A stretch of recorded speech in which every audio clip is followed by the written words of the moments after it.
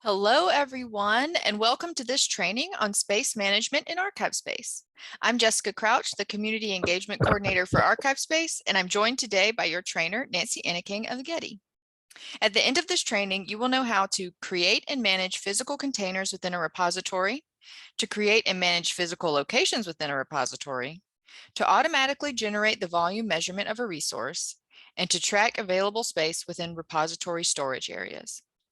In advance of this training, you received an email with an agenda for the training with links to all of the materials you will need to participate in this workshop and to continue learning after the training is over.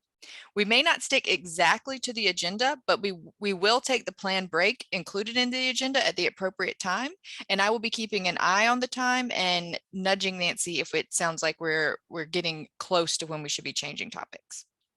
If you don't have that agenda handy, I'm going to go ahead and drop a link to the course materials packet in the chat that has a link to the agenda, as well as a workbook with example data we will be using in today's training and exercises you can try after the training is complete.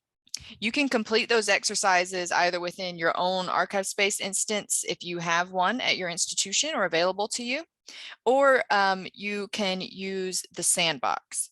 The ArchivesSpace Sandbox can be accessed from the ArchivesSpace Getting Started website, which is linked at the bottom of the agenda. In addition to the course materials in the Google Drive, you've also been provided with a list of resources at the bottom of your agenda about using ArchivesSpace and ArchivesSpace membership that you may find useful. These are our most frequently used resources, so it's actually just a good reference to have on hand for the future anyway. There is also a training evaluation at the end of the agenda, and we hope you complete that at the end of this training. We are using Zoom webinar for this training, and your microphone and camera are both muted.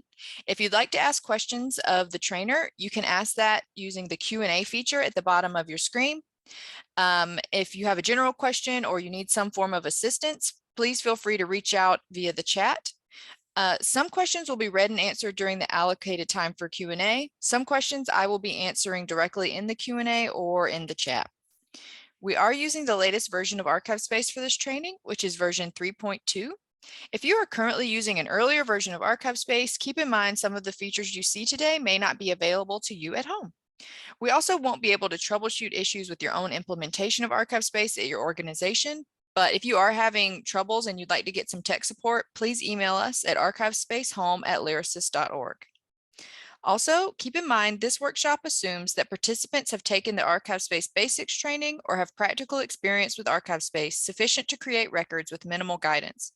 It also assumes that all participants have solid knowledge of basic archival descriptive standards and workflows.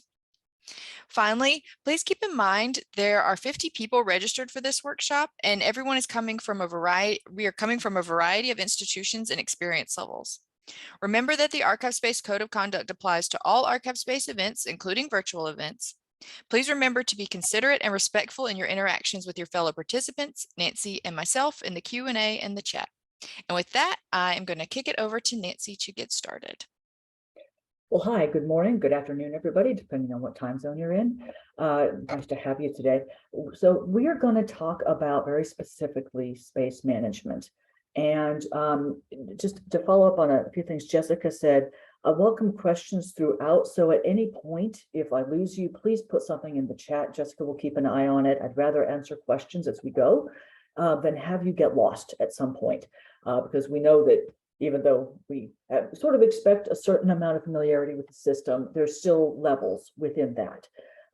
So some things I'll cover more briefly than I might in a space management, in a regular basic section. And if you do need a little bit more information, do let us know.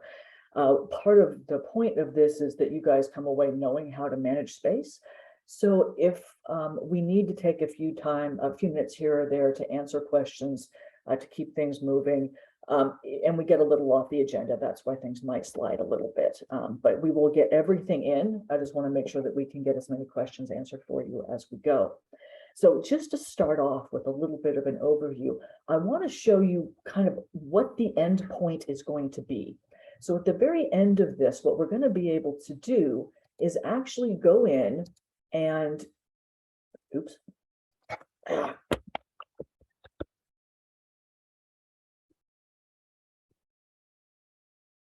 I've had this open and playing with for a little while.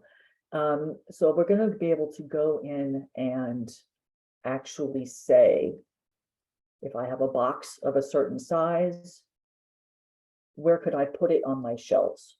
And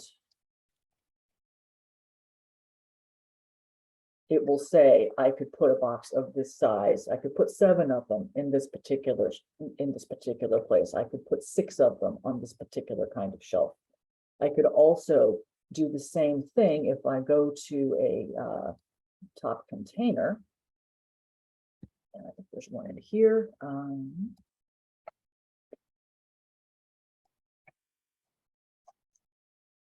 One. So if I'm actually working in a resource,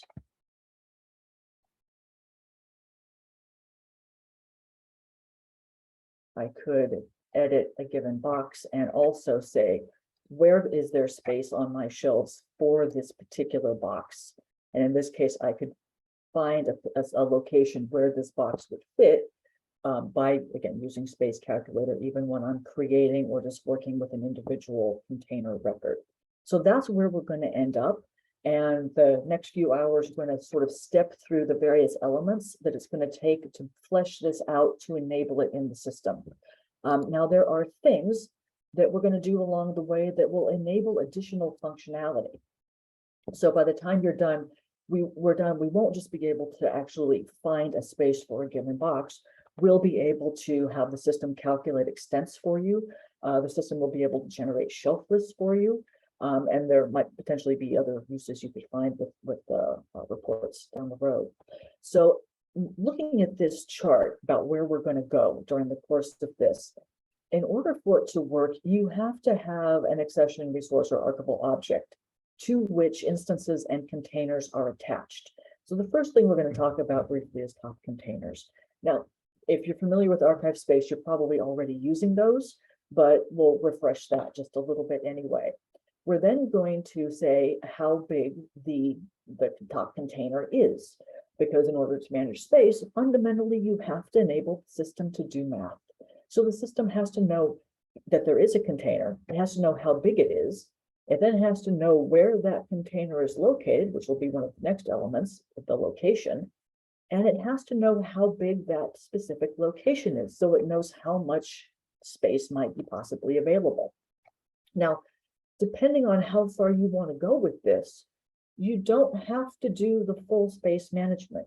If all you want to do is have a container and say how big it is, you can still enable the system to tell you how large your collection is, because it can aggregate those sizes. And we will show you that before the break. Hopefully, if we're on time with the agenda, we'll show you that before the break, but we will show it to you regardless.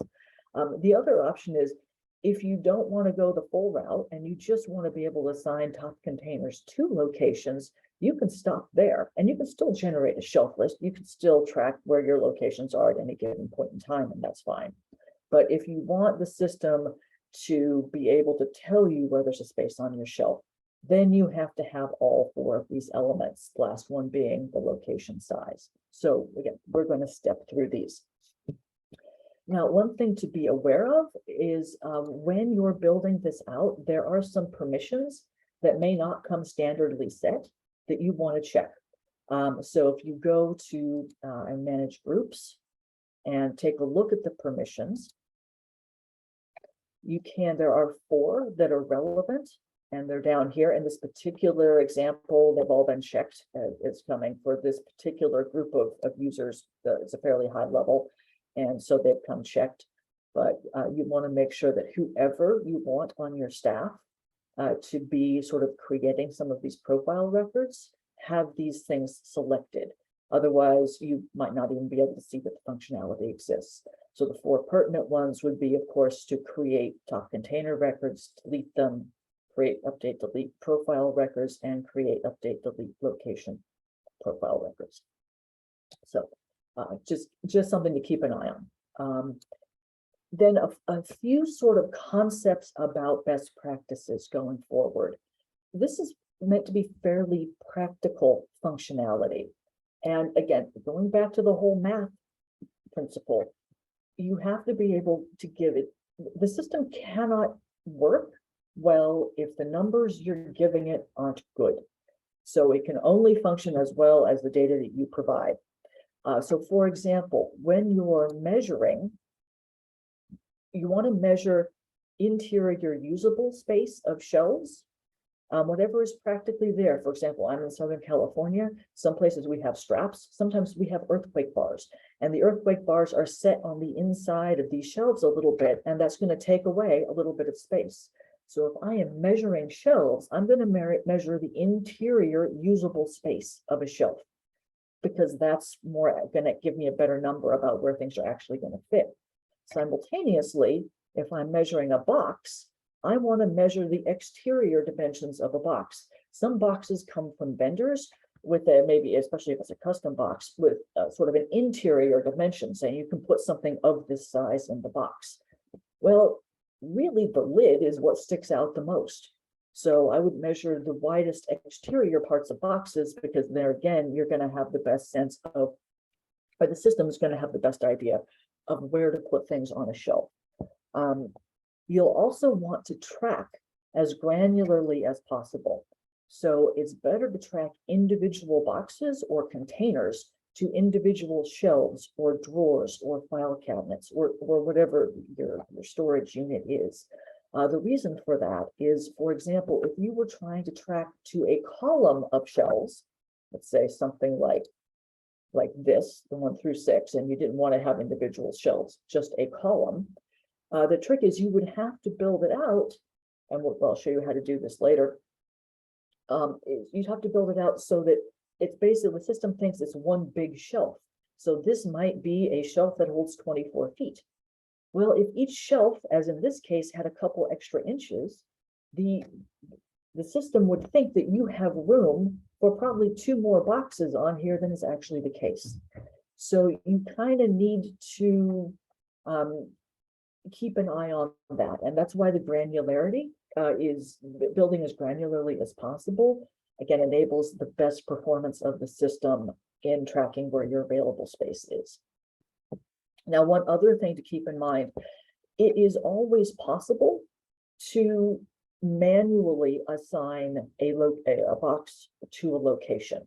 Even if you build out all of the space functionality and you're using it to find available space. So for example, in this image, the system might tell you that this is completely full, but it might be that there's actually room on top for a small flat box or something that you could realize that you could fit there. Maybe this was a little bigger and you could put like 1.5 inch small flat box on top. You can still do that. The system isn't perfect. It can't account for every single possible scenario you're going to find. So you do always have this sort of manual override ability. And if you assign a box to that shelf, the system won't prevent you from adding like that little extra box along the top. A shelf list will still catch that there's a little extra box along the top there. So even if it's built out, both sides are still possible, because so many people do want to use some of the space functionality, but maybe not the whole thing. And so always having that ability to manually assign a box to a location is actually seen as beneficial and not like a, oops, you shouldn't be able to do that. Any upfront questions at this point? A lot of this will make more sense as we build more of this out. Yeah, exactly. There's nothing in the chat yet. Okay. So and I can't see the chat as things come through. Yeah. So thank you, Jessica, for good. letting me know. So what we're going to do is we're going to start with talking about top. This is probably going to try and time out on me too, but we'll try. We're going to try talking. Start with the instances and top containers. We're not going to talk about building out resources. I'm fundamentally going to work in resources. You can, of course, assign top containers and instances and do all of this with accession records, but we're fundamentally going to work out of resources today. So I'm going to take an example of one that's in here. I'm going to kind of follow along with some of the exercises in your workbooks, but I'm not going to follow them slavishly. I'm going to kind of riff off them a little bit just so I can make a point of demonstrating a few things. And just so you know, as we go, I'm going to intentionally make a mistake or two, and I'm going to tell you when I'm doing that. The purpose of that is so that I can show you how to clean it up later. So it's be part of a later exercises. So I'm going to go into one small collection. And in this case, this is one that doesn't have any instances or top containers assigned to it. And for those who haven't done this, I'm just going to demonstrate, just talk very briefly, less so than I would in the basics workshop, but very briefly about how to, principles of instances and top containers and how to add them. So in this case, this is a very simple hierarchy, and we're going to drop down, we're going to go to instances. Clearly, it's possible to have multiple instances. Why would you do that? In part because what we're talking about at this upper level is really more this intellectual content. So we've got some photographs, or we've got correspondence and clippings, and this could be something that is housed in a folder, in a Hollinger or a document box. It could have something, some element of it that's also been removed to an oversized folder. And it could be something that's been perhaps also digitized at some point, or photographed and put on microfilm back in the day when people used to like photograph everything and put it on microfilm if they could. So there could be, in order to actually pull back all of the content that might relate to this, you might need multiple instances. So in this case, we're not going to talk about digital objects today, but this is where you would add that as well. So you can add a container instance. The type is always required, and these entries are taken from marked leader fields. So that's what you'd want to grab. Because for this test instance, some things got round tripped through, it sort of repopulated with some other entries that we're not going to use. But we're going to pick a mixed material.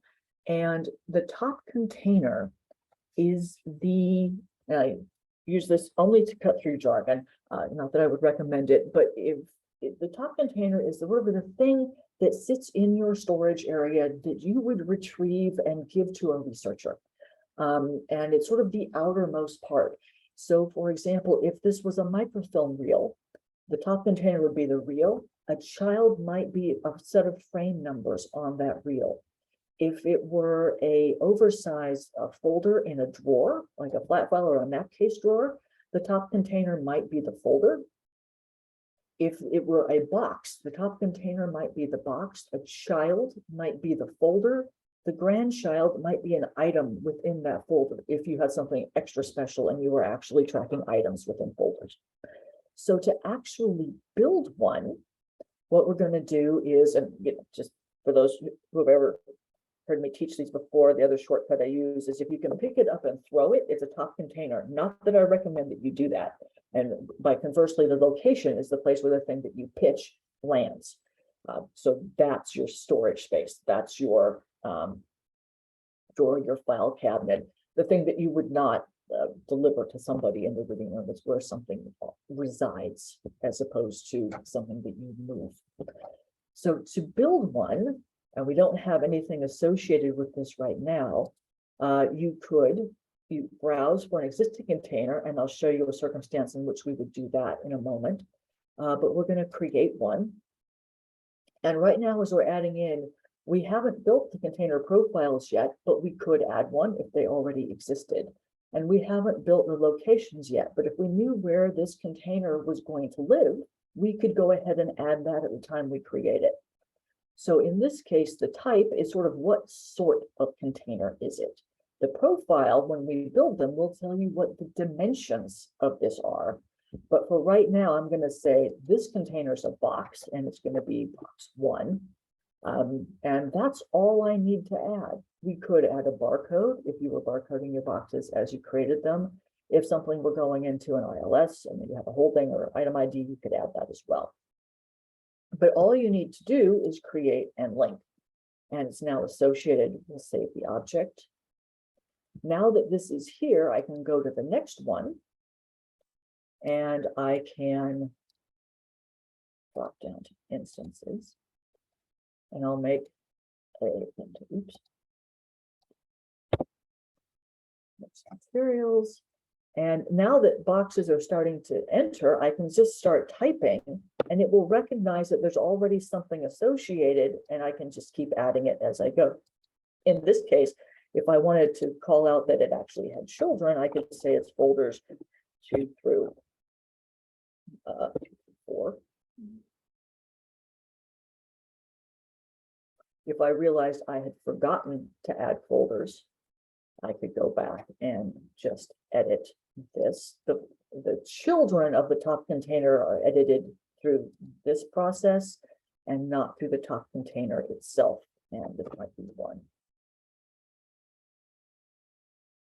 Now I'm going to make 2 more here. And in this case, it's one of these cases where I'm going to intentionally make a mistake, again, so I can show you how to clean it up later.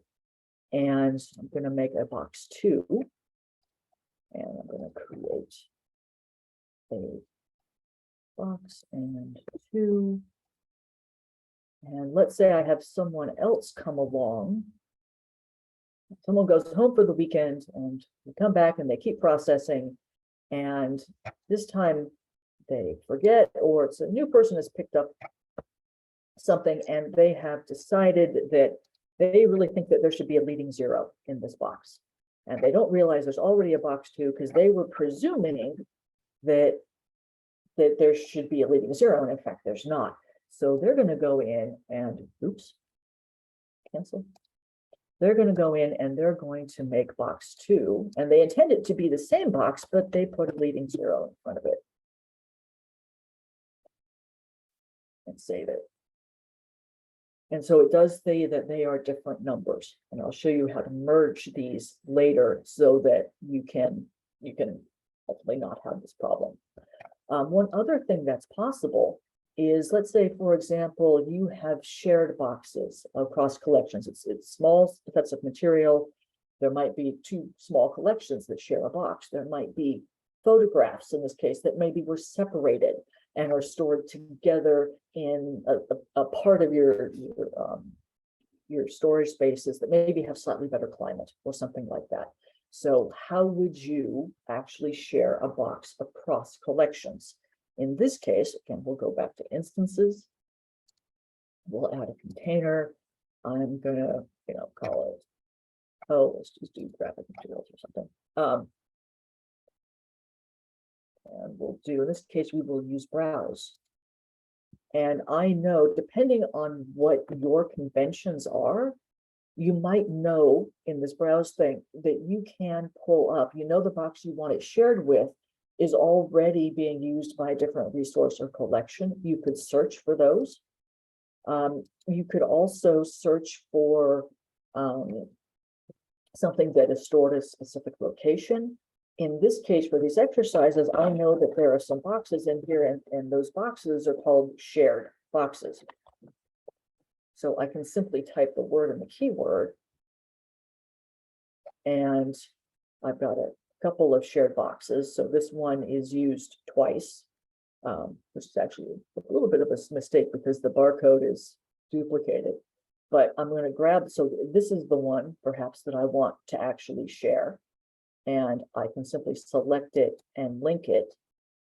And it now knows that this particular item is in this shared box. And that shared box, you can then assign a size to it, you can assign a location to it, so it will be tracked as any others. And once it's here, you could then also, as before,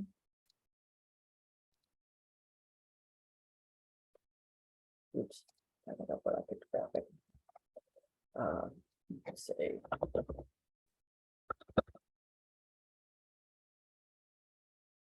and you could select it.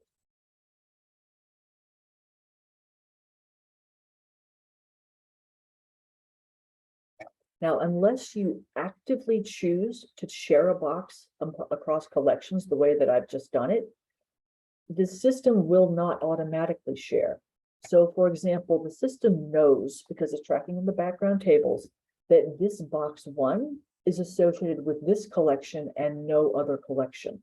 So each of your collections might have a box 1, but in each case, it will be exclusive to that collection unless you actively choose to browse and share it with something else. The system knows the difference between the box 1s and box 2s from collection to collection. That makes sense. Now, one thing I want to make a point of showing you while we're here, because clearly this is a rather burdensome way of entering box numbers. It's much better when you're processing to add the box numbers as you go, because you can see going back into each one is kind of time consuming, especially if you have a huge collection. It's also the case that many people inherited systems in which the box number was actually part of the unit title. So the box number was appearing up here, and then the children, all of these entries were appearing as children of the box. Now, that is not an encouraged practice within ArchivesSpace, because you can't do anything else with that box number. You can't track space with it. You can't assign it to a location. But people inherited that, so they had to figure out what to do with it. And so the ArchivesSpace developed a way of loading via a spreadsheet box numbers en masse where there weren't any, both because of that scenario where the actual box number needed to be assigned, box or container number needed to be assigned to the archival object, or for cases perhaps like this, where something had gone in, but it, for whatever reason, hadn't been assigned. The way to do that, and this is actually covered, and I believe it's around page 49 in your workbook in the imports section, but I'm going to show it to you now, is if you have that scenario where you don't have any boxes assigned or top containers, might be flat files again, whatever it needs to be, then you can actually come over, and if you're at the top level here of your collection, you will see that there's an export button. And if you do the download, there's download container template. So I'm going to actually bounce over to a collection. I've actually got this set up so that I can import something and it will populate. So I'm going to come over to the letter or papers and edit that one. And this is one I went through. It was an example in here, and I went through and I gutted. Actually, I deleted all the boxes out of it, just so I can add them back in. And I'm going to export the container template for this. And once, all you have to do is hit it, and it will download it. It will send it wherever on your system downloads want to go. If you open it up, what it's going to do is give you sort of a mapping. So these are all of your archival objects. If in this case, and there are detailed instructions on how to sort of put this together in your workbook, there are also detailed instructions for this before I get further into it over here in the Help Center on the importing and linking top containers to the spreadsheet. So you can access this. There's a lot. I think this is largely duplicates what's actually in the workbook that you were given. So you have that available to you. So for our spreadsheet, oops, that's what I'm going to load. Here's the one I just loaded. If you're not going to, say at the series level, perhaps you're not going to assign a top container. You'd want to sort of remove those. So anything you're not going to fill in, you would remove. And then you have the option of filling in a container type, an indicator, which would actually be the number. So if it's box 2, you put the box here, and the indicator is 1. If you had a barcode, you could fill it in. And if you could also add like location IDs and container profile IDs. In this case, as the help documentation will tell you, this is actually a number from the background data tables, but you can see that number. Once we have some built out, I'm going to show you an example. If you needed to fill it in, and you have your container profiles are already built, and you open one of them, the number that's up here in the URI, that's the number for this particular profile type. So if you don't have access to the backend tables, you can still get the ID numbers. If you were to open up a location, just going to open one of them. This would be the ID number for that location. And this is the number that it's looking for if you need to fill in these IDs. That's what it is. So I've already sort of filled this out And there's an example of it in your package here. Just note that I have barcodes in there, and the barcodes, the CSV keeps trying to turn them into formulas. So you might need to try to download and play with this. You might need to like put in some fake barcodes. I have a list of the barcodes that it should be that I could provide if need be. But in this case, here's the one that's filled out. So you have to have the mixed materials in there. It gives you some notes in the help documentation about how exactly to fill this in. And here's the box, here's the top container. Each top container would have a barcode. So since the box is reused multiple times, that barcode is reused for each time the box number is used. And we can fill in the folders as need be. So this is fleshed out. You notice on the earlier one, the one that was dumped out, there were these series, and those are now gone because I'm not assigning a box at that series level. I'm assigning it at the archival object level. So there are some things to watch with this, but once it's built out and you have it the way you want, you can come back, and in this case, again, you're at the top level of the record. You can say load via spreadsheet, and there's a link at top containers. When you load archival objects, if you use any of the other load via spreadsheets methods, there's a validate, just double check it's going to go through. I've tried the validation for this, and it doesn't really do much other than say, yep, there's a file there. So right now, I'm not sure the validate will help you much. You could always try it. But in this case, I'm going to select link top containers. Whatever is highlighted is active. And I'm going to do select file. And I know in this case it's on my desktop. And it's this one. Again, I've done this several times and it's worked, but perils of live demos. So we'll see. So this should import it, and it should automatically assign all of the boxes to this particular collection. Once you run it, it's going to open a background job. And it should hopefully work.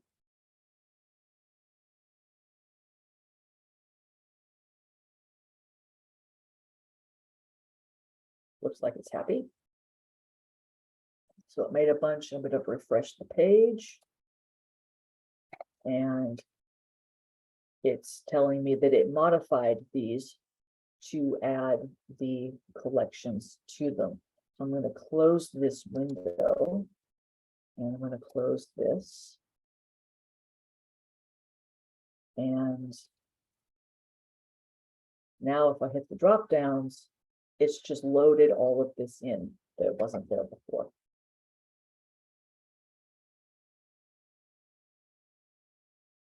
So that's a somewhat faster way of getting box and folder information in here if you have circumstances where you don't need to, where you don't already have them. Are there any questions at this point about instances, top containers, this load via spreadsheet? We do have some questions in the Q&A. All right, so Brianna asks, can you use this top container import to update existing archival objects that already have top containers? No, here we go. The download file does not, where is it? It is Good question. Right here. An existing top container cannot be changed. So you can't edit stuff that's already there. If you already have a top container, this is really just to add them. There are some ways of bulk adding, say, container profiles and doing some things with top containers in the manage top containers part of the application, and we're going to actually talk about that. But this is really better for adding things from scratch. And then again, you have those ID numbers, you can add quite a bit of information, but you can't say it won't download a list of the existing top containers to which you can then add locations. Good question. All right, next question.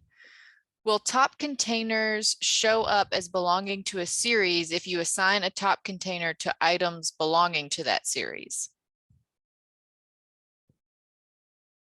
Say that one again. Yeah, will top containers show up as belonging to a series if you assign a top container to items belonging to that series? Oh, so will it automatically be added to the series I level think component? that's the question. Yeah, no, no. So for example, in this case, I didn't add it, so you can't see it over here. If you wanted it, say if you wanted your series one to say it comprises box 1, 2, and 4, you would have to manually add that. It doesn't aggregate them up to the series level. So in this case, what I've added is this. It didn't create a record at the series level. I could still go back in and do that.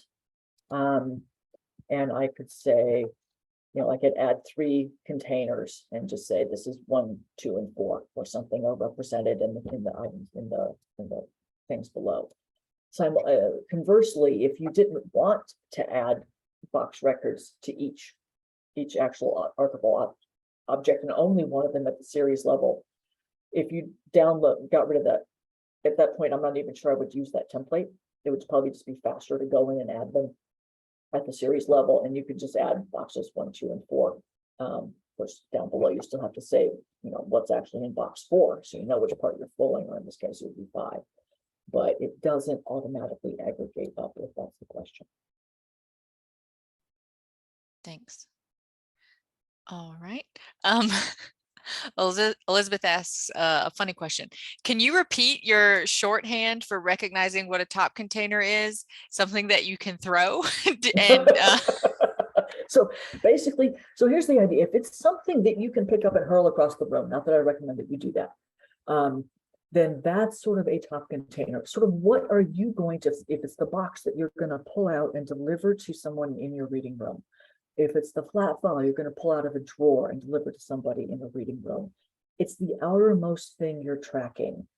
Some places might deliver just folders out of boxes, but most places, because there's worry about separating that folder but making sure that it gets back, won't do that as much. And conversely, the location is the place where it lands. So your top container might actually be a framed item that's hanging on a wall. So your container might be, the portrait of the founder of your university or something. And so that's your top container. And they call it a container and not a box because there are different kinds of things, right? So there is a flat file and there is it might be a framed item. It could be a crate holding an architectural model. And so to have called it a box would have actually been limiting, in the same way that your container might be a microfilm reel and the specific frames on the microfilm reel might be the child.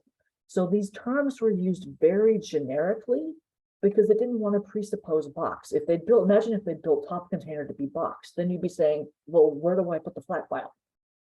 Or how do I enter a framed item?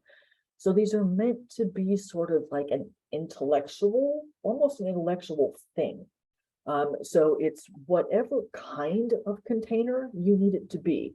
Most frequently, it's going to be a box, but again, it could be something else entirely. And it could have one or more children that are contained within that thing. So it might be an item within a flat file, a frame on a reel, what's another example? So if you have like an artifact box with trays inside with, whether it's small fossils or something, you could have a box with a tray and a slot or something. So it's meant to be very flexible in that sense. And conversely, the location is the place where the thing that you pitch lands. So it's going to be your shelf. It's going to be your drawer. It's going to be a filing cabinet. And it's where something lives. So it might be a book truck in your reading room. So this particular container normally would live in your holding area, but it's now been transferred and is now sitting on a book truck in your reading room that's going to be delivered. So again, the container is still the container. The location just changed from your vault shelf to your book truck. Does that help answer it? thanks. Yeah. Tiffany says, we describe the top container as the thing that circulates. Yeah. And that's much better than throwing anything. Don't throw things, but yeah. Don't throw things. But so even, for example, so your top container could be a server, and the server could be sitting back in your server room. So your top container is your server, your location is your server room. The digital objects that you're delivering are a different thing. If you need so this is the other difference between a top container and a digital object, just to throw it out there, is if it needs a mouse and a screen and a piece of software to resolve, then you're talking about a digital object, and we would put a link into that. But the server, the physical thing, is a container. So I can track using the container instance where the server is, but I would use a digital object to say, point the files that are actually living on that server. So yeah. Yeah, thanks. And in the case of the framed item, the location might be the wall. It might be, North Building, room 247, East Wall. That's your location. And your top container is framed item 10, which would be described in your instance in your top container as portrait of the founder.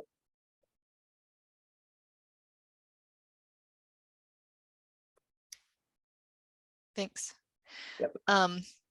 All right, we've got 2 more questions. First, my First, schedule. I'm on my schedule.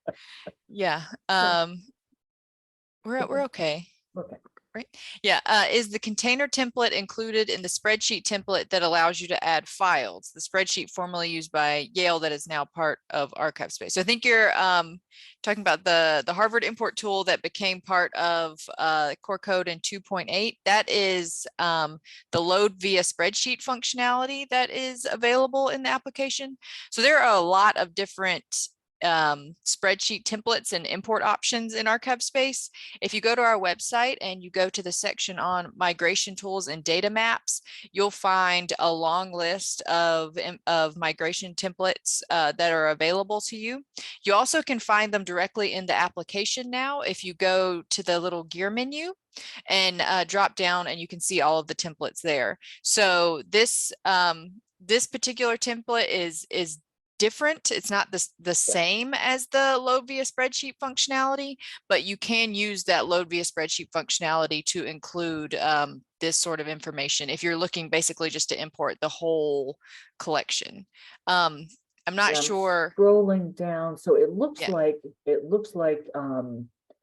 I just went to the ArchivesSpace help pages for that particular template, the Harvard that's now part of core code. And you can definitely add the boxes and the the box folder item. I don't think that you can potentially include the location. I could be wrong about this, and if I am, I apologize. I don't think you can include the location and the container profile. Right. But you can definitely enter box folder.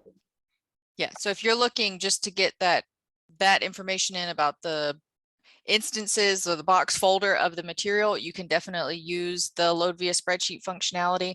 But what Nancy just demoed is a different template. And like I said, there are a lot of different templates that accomplish a lot of different things in ArchivesSpace. And these are 2 different spreadsheets that are invoked in 2 different ways. Last question. For barcodes, can ArchivesSpace generate barcodes, or do they need to come from something generated outside of the system? Not sure if I actually know, but I don't think ArchivesSpace generates barcodes. I also do not think ArchivesSpace can generate barcodes, and I feel confident in saying that. But if anyone knows differently, please chime in the chat.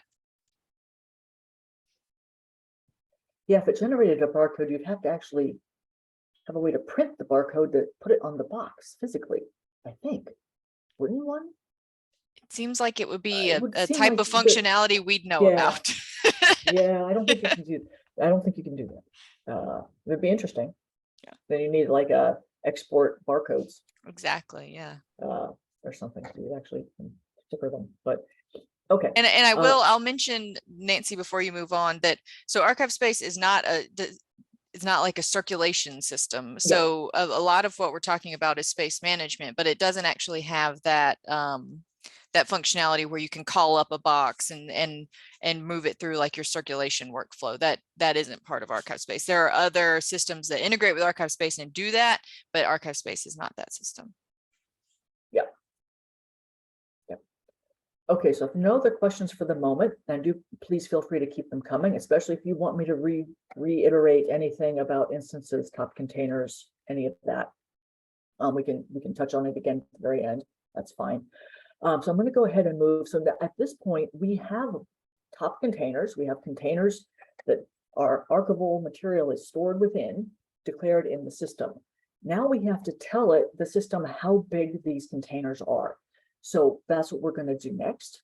Let me come back over to home. And again, you'll see this or not, depending on your permission level. Some of your staff might not see it, some will.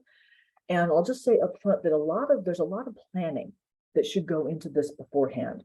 So the idea behind a container profile, and I'm actually going to bounce over this PowerPoint, is we have boxes, or in this case, it's boxes. I'm going to fall back on boxes, but it could be, let me scroll up a little bit.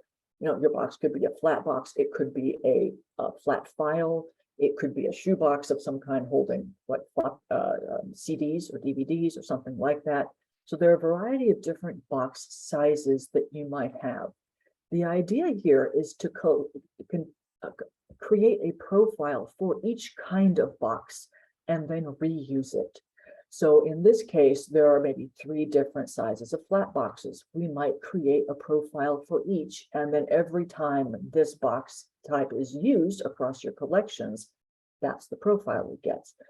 You might create one profile for this size box, one profile for this size, one for a Hollinger or a document box, whatever you want to call them. And so the idea is build it once, use it multiple times. So that's what we're going to do. And we're going to, again, measure things. There are a variety of measurement types one could use, but I'm going to actually bounce back down to this because it actually has the nice little arrows. And these are sort of the principles without. So in the same way that the shelf, which we will build after the break, is going to have a certain width, depth, and height. The box, and you can see the edge of the box down below here, is similarly going to have a similar width, depth, and height. And that's what we're going to tell the system. It might also have a stacking limit. So the stacking limit is how many of these things can you stack on top of each other acceptably in your system. So in this case, we're back here, maybe your stacking limit for a box that's 3 inches tall is consistently, you're willing to put 3 on top of each other. For a box that's of this size, maybe the stacking limit is 1. And I'm going to show you how to build this into the system in a moment. If for flat files in a drawer, maybe they're 1/4 inch wide on average. And so you can, if it's a 2-inch drawer, 2.5 inch drawer, maybe you can put 8 on top of each other with a stacking limit. So to build some of these, and before I start, another thing to sort of consider as you're planning. So if you're walking through your stacks and trying to get a sense of most of your boxes are of this size, you have a few boxes of a different size, there comes a path of at what point are you going down a rabbit hole? If you're in a repository that's been 100+ years old, as you've ordered document boxes over time, perhaps sometimes those are 5 inches wide, sometimes they're 5.5 inches wide, sometimes they're 5.25 inches wide, depending on the vendor you were using at one time. How finitely do you want to track the box sizes? For what we've built out at home where I am, we've kind of gone with if it's within a 1/2 inch, it's kind of the same thing.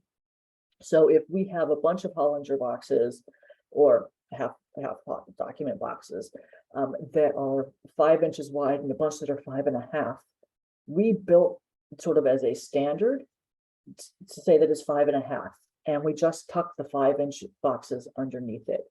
We could build it for every 1/2 inch difference. At a certain point, that might be a matter of diminishing returns. All of this, even though I said earlier that we want the math to be as precise as possible, there's always still going to be a little bit of wiggle room. It's never going to be dead perfect. And each repository is going to have to decide for itself where it wants that wiggle room to be. If all of your boxes are exactly the same size, perfect, that makes it easy. But that's not the case for a lot of us. So sometimes you might have to extrapolate a little bit. I even have scenarios where there are things I haven't built a container type for, or a profile for. I have architectural models in crates, and I'm not going to measure and create a container profile for every single crate because they're all different. I'm going to fall back on the manually assigning a certain thing to a certain place. And so if I'm running reports later, I can get overall statistics from my entire repository, except for maybe certain areas where it involves the architectural models where I still have to run out with a tape measure or something like that. It can't be perfect. So something to think about as we build these is, where are your allowances within your system? What kind of hedging might you need to work with before you hit that point of diminishing returns? But to actually build these container profiles, you're over here under Select Repository, and it's Manage Container Profiles. Now, I already have two fleshed in, and I'm going to kind of use some of the numbers from the examples in the workbook that you have. So I have a couple once they're in here, and in this case, I'm building them out to measurements of feet. You can build them out to different types of measurements depending on what you want to do. So if I want to build a new one, now I have one here, there's a view and an edit, so I could edit an existing one if I wanted to tweak it. Or because in this case, it's a 2.5 inch wide document box, and it's legal. So you could put a legal size document within it. You could have a letter size box. So one thing to think about is, what do you want to name your profiles? In this case, I'm leading off with a 2.5 inch document box. I could lead off with a legal 2.5 inch document box. They're all going to sort, and they'll eventually show up in drop-down menus. So what do you call them? How are your staff going to think to look for a 3-inch flat box that's 21 by 17 inches? As opposed to, how do you want the system to calculate, which might be in feet or inches? So again, a few things to think about. So if we're going to create a new one, and I'm going to pull this from the examples, and I'm going to say,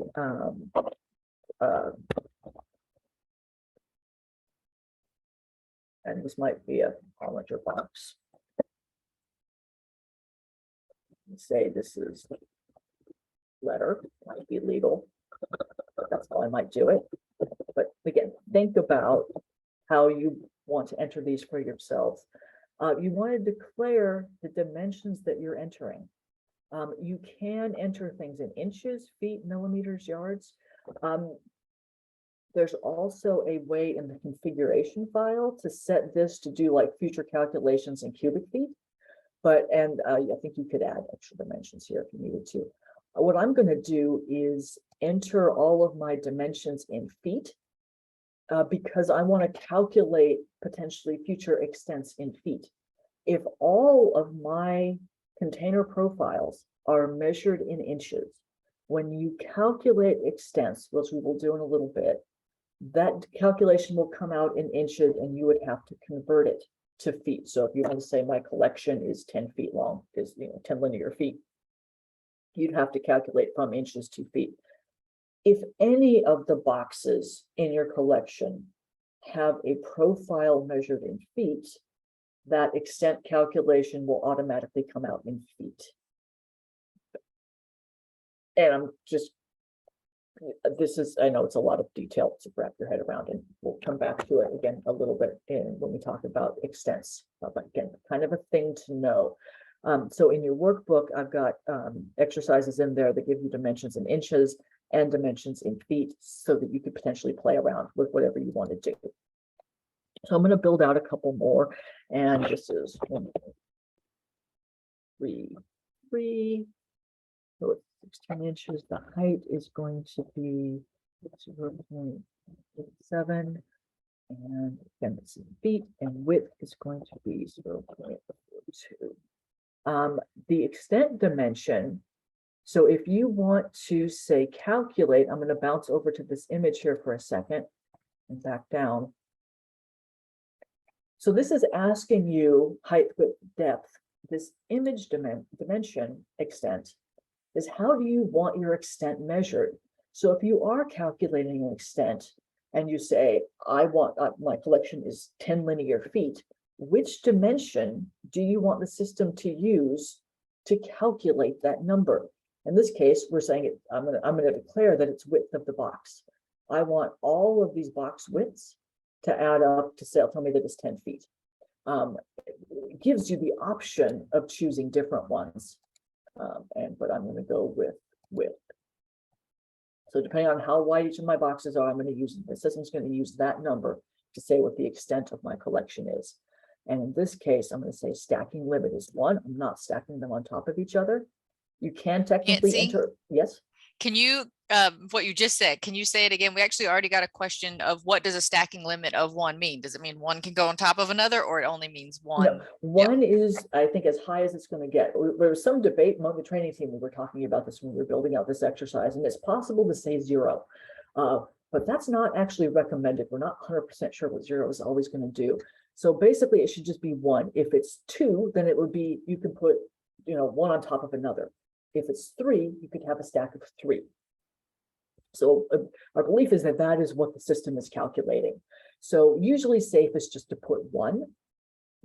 And that's what that would be. For flat files, maybe it's 8, whatever you would put in a drawer on average. Does that help? Yeah, thanks. Okay. Now there's a URL here. What you could do with this is, if say you were ordering this type, you had a standing order for this type of storage box from a vendor, you could put the URL to the the page that's this box. So if you needed to reference something outside, you could put that in there and say, this is where we order it from. You could then save it or save +1. So if I hit save +1, it will save this one and it will automatically open a new record. I'm going to enter another one and I'm going to say this is a 3. And I'm going to say this is, so I could do something like this. I could then say this is feet, and I'm going to measure it by width. And my depth is 1.2. Again, I'm entering these in feet. And my width is 5. And my height is it 0.25. And so what I've done here is I've actually, make it a little bit more easily human readable to my staff who actually have to go find this and add it to a container, is I've got a 3-inch tall flat box that's dimensions are 21 by 17 inches. And then down here, I've actually filled in the feet measurements. So it's more consistent in terms of calculating. And I'm going to say on my shelves, I happen to know that I can stack, 3 of them. Maybe it's 4, depending on how you are. So I'm going to save this one. And I'm going to make one more example, and that's going to be a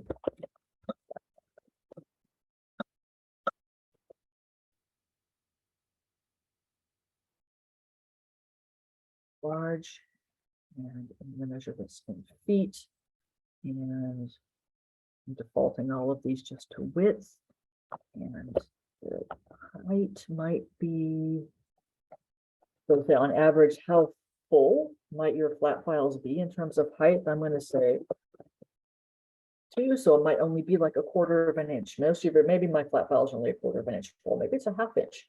This would be one of those cases where you kind of have to estimate because all the flat files are going to be different. Some are going to be fractional, some are going to be a half. Again, you can always manually assign more to a space if you need to. The depth on this one is going to be 2.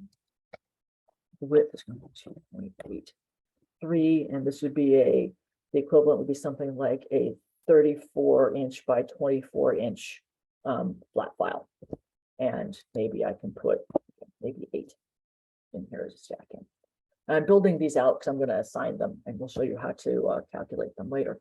So that's all you have to do to build them. Again, the easiest and fastest way to do it is to go through your holdings and your containers and see how many different types you have, and then just start entering them. You may want to control how many people can enter these, because once they're done, you may not want everybody creating them on the fly.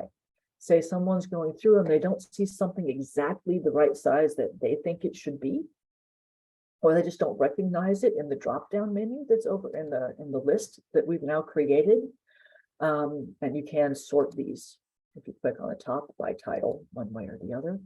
And so you may want to say that only certain people on staff should be creating new container profiles in here as you get new box types in, or that people should double check. So you might not want this to be a free-for-all, which is again where you would want to keep an eye on the permissions and who's assigned to them. Same principle will apply when we get to locations and location profiles. You may want to again control who can create these on the fly. It is possible to create one on the fly. So for example, if I go back to, I'm going to go back to this Corelli one and view that, and we just did this box one. And if I wanted to go in here, let's say I were creating this, oops, I need to be an edit. If I were creating this from scratch in the first place, I could go in and view that top container. And if I were, again, in the process of creating it in the first place, I could assign from here this, I could browse to find a profile. I could start typing and it would be like 5 inches, pull it up. But you can, to get rid of it, you just click the X. But I could also create on the fly, and it shows me pretty much the same sorts of screens. So you can do that. But again, you might want to control where and when that's done. So this is one way of assigning the profiles we just made to a given box, but there's a much faster way of doing it. So what we're going to look at is actually the next little step here. In front of me is we're going to go and sort of explore the manage top containers section, and we're going to be in here a little bit. So in this case, I'm going to leave that site. Nancy, Yes. do you want to tackle some questions before we move to manage top we containers? Can. Yeah. Yes, absolutely. All right, sounds good. All right, so we've got some questions, so we'll just make our way through those. First, the stuff you're seeing in the chat, Nancy, that's me. I gave a better answer than my garbled answer between the different types of templates and the load via spreadsheet functionality and what's available to who, depending on your version usage. So, and I also linked that Help Center documentation that Nancy referenced directly in the chat. So that is available to you in the chat. Helen also commented in the Q&A. I'm going to share this in just a second. I'm not familiar with this link. Nancy, maybe you are, but it's the UNLV Rebel calculator. It looks like it's a neat tool for calculating space or measurement for materials. So I'm going to go ahead and share that. I don't know if you've ever used it, Nancy. I don't think so. I can't see the way I've got my screen set up. I can't see exactly. the chat at all. So yeah. Now I need you to look at it, and yeah, exactly. But I went ahead and shared that. So if you want to click that link that Helen shared, you can find that in the answered section of the Q&A. And then Anne Marie asks, what if the stacking limit was just left blank? Is that the same thing as setting it to 0, or would ArchivesSpace just not consider a stacking limit possibility if it's left blank? I suspect it wouldn't consider a possibility. Well, certainly it's not a required field. You don't have to enter it. So you probably could just leave it blank. And then it would just assume that you couldn't, anything that was blank for, I would assume that it would assume it just couldn't stack. So I think we still have to kind of, this might be something for the testing group to kind of like, if there's testing done the next time the application comes out, is they actually put this through its paces, like what's the difference between blank, 0, and 1. Right now I'm entering 1 just to be on the safe side. But that would actually be interesting. I have not personally had time to bang this against the wall to see if there's any functional difference between blank, 0, and 1. I have heard it said, was it Mark Custer? Anyway, I don't want to put him on the spot. As having said, it was somebody in one of the meetings we were in that was like sort of be wary of 0. I can't remember why, but that's interesting. So I don't actually know what those differences are, but that would be an interesting test. Yeah, yeah. I think I work from the assumption that nothing 0 and 1 are all the same, but you're exactly right. It should be tested, and if whatever you do in your implementation, make sure that you only do it one way, that you're not using, Yeah, I would just be make sure you're consistent. consistent. Yeah, yeah. Yeah. With the container profile or otherwise, is there a way to track extent only by linear feet and then have that correspond with total linear feet in shelf locations, or does it need to be a specific height, width, and depth dimension?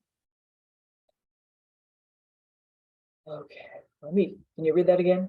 Yeah, hold on. I clicked it. Let me find it again. With the container profile or otherwise, is there a way to track extent only by linear feet and then have that correspond with total linear feet in shelf locations, or does it need specific height, width, and depth dimensions? So container profiles are sort of based on having specific height, Yeah. width, and depth.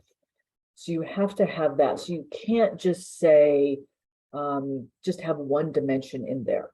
If I'm getting the questions, you couldn't say a box is like 1 linear foot. The profile sort of is, if you look, it has these red asterisks.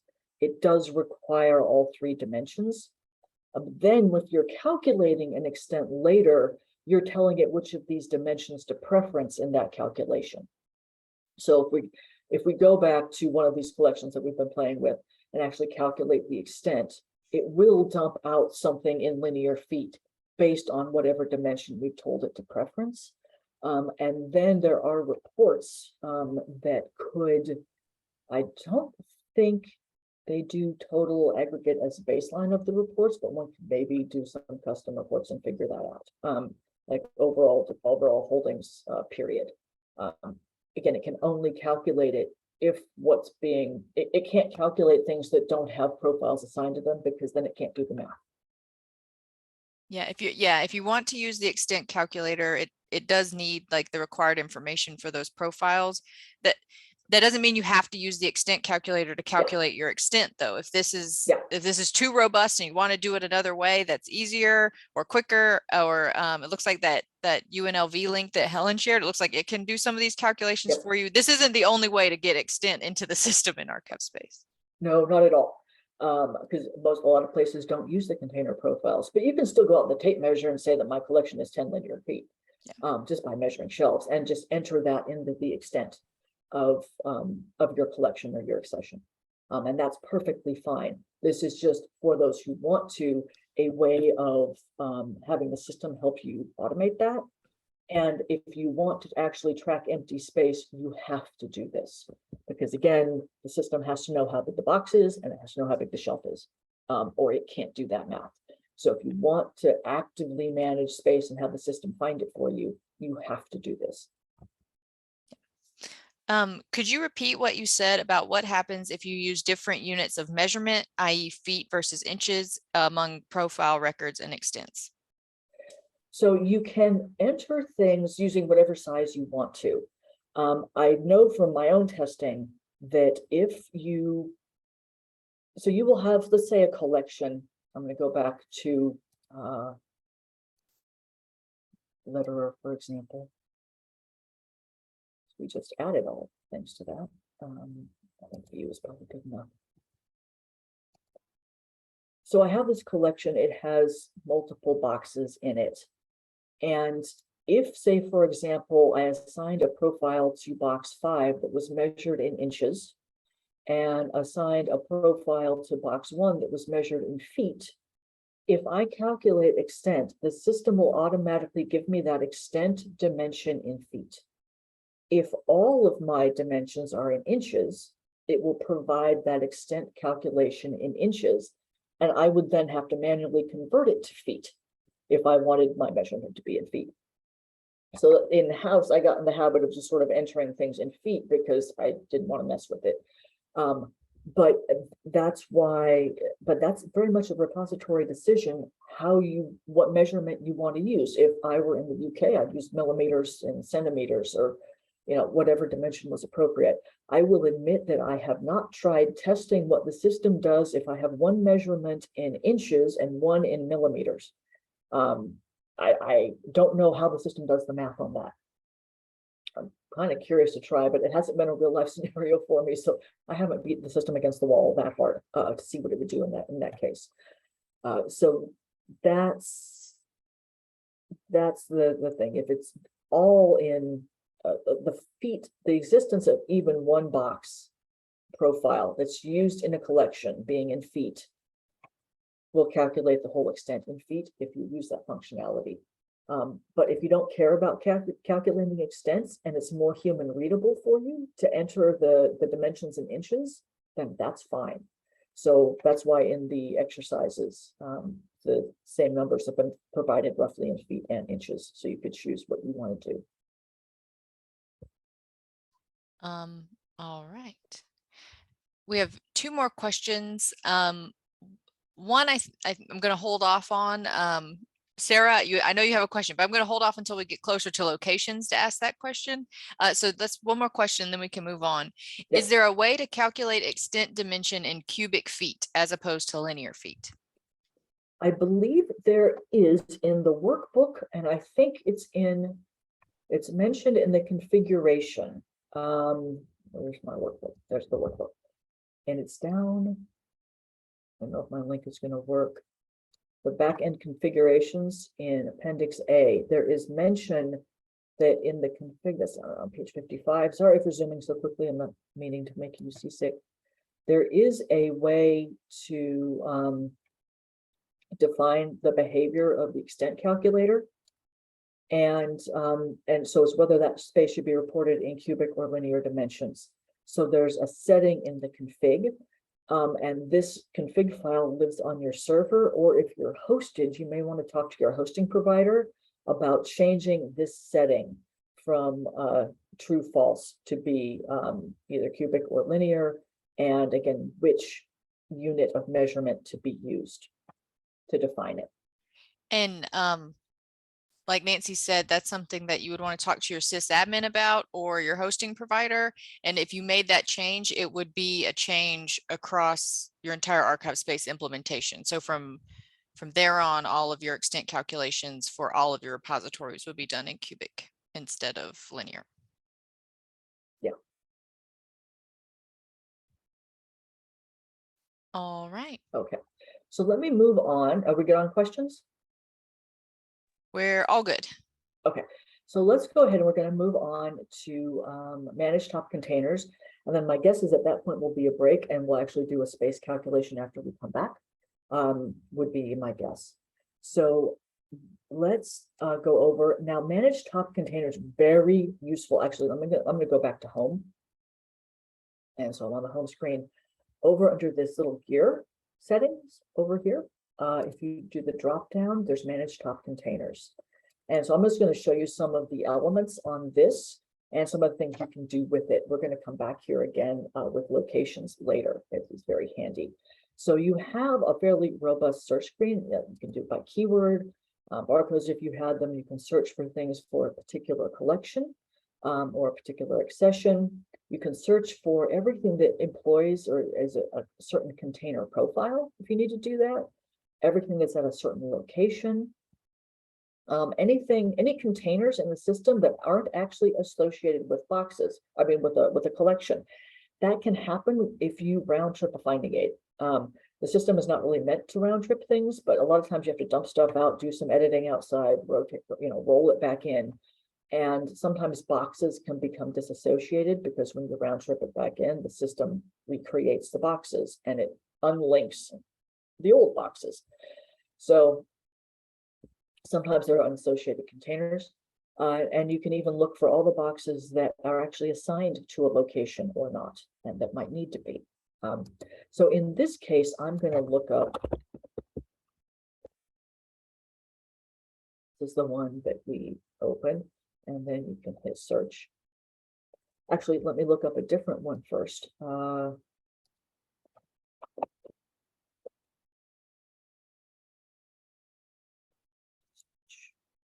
So these are the four. And so these are some of the boxes we assigned earlier. So just to show you what shows up on the screen, as you recall, one of these was the shared box. And so because it's shared across two different accessions, it's going to show you both accessions, both the resources that it's associated with. If it were associated with 5 collections, it would show all 5 here. It shows the barcode. We don't currently have a profile or a location assigned. And then it shows the other boxes. These are all the individual boxes or containers associated with the collection. If we had a reel, it would show up here as well as reel. And here's, remember I said earlier I'd made a mistake, and I have a 2 and a 0, 2, but they're actually meant to be the same box, and one just has a leading 0. If you come over to bulk operations, and I should point out that while you're here, you could download the results list here as a CSV and play with that. That can come in handy. But you can, if you collect on any one thing, the bulk operations becomes operational. So you can do a bulk operation on a single container, or you can do it across multiple containers. So I happen to have these two highlighted. The bulk operations that you can do here, for everything that's highlighted, if you needed to update the ILS holding ID, you could do it. You could add a container profile in bulk. You could assign these to a single location or multiple locations. We'll show you this later. You could do a rapid barcode entry if you needed to. You could delete them both. So if you had unassociated orphaned, like top container records in the system, you'd round tripped, the system recreated the boxes. So you had a bunch that were unlinked to anything and needed to clean them out. You could delete them. If you made one accidentally, you could delete it. And in this case, we're going to merge. So these two should be the same box. So here's an example of something you can do here. Here are the two. The idea is to pick the one you want to survive, because it will merge these two things and everything that's linked to them, all the archival objects that are linked to the one that's not highlighted will be relinked to the one that is highlighted. So to show you, actually, just as an indicator, 1 second. So in this one, if we were to view it, it shows you all the things. So if it were linked to 10 different things, it would show you all the things, all of the components that use this box.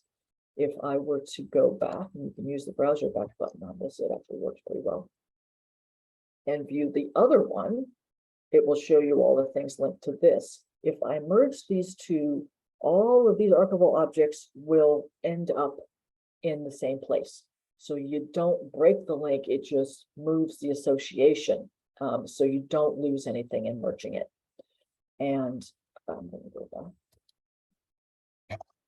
And so if I click these two and do merge top containers, I wanted, let's say in this case, my convention is not to have a leading 0. It could go whichever way you want it to. Pick the one I want to survive. And, you know, there are notes up here, container profile. So if the one did have a container profile and the other one didn't, it will only update if it doesn't have one. It doesn't think it should overwrite it. And you may have to update probably the same location, but select the merge titles. It says, do you want to do it? You can't undo it. And yes, I want to. And it was that fast. So now there are two. If I go in and view this, this is going to take a minute. It hasn't, it's in the process in the back end of relinking. We can come back here in a minute, and it will have two things associated with it. I'm just moving faster than the system wants me to at the moment, but we can give it a minute. Search again. Don't think it'll take too long to come up, but it hasn't yet, but it will. It will do that. So other things you could do. So in this case, I'm going to go back and I'm going to say that this shared photo box is a, I want to update the container profile, and I can say, I can either browse for one, and I'm going to say it's a 2.5 inch document box, and I'm going to link it out and update.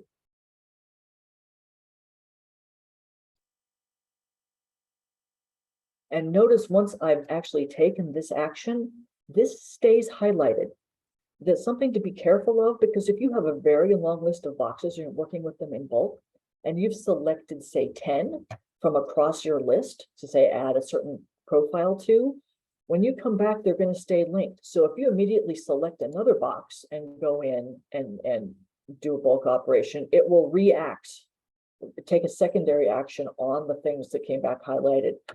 So after you take an action in here, it's always safest to like select everything and unselect it. Because if you have a list again of 100 boxes, you might miss something. It doesn't unselect. Just I've gotten burned that way a few times, so be careful. So in this case, I'm going to select 2 of them.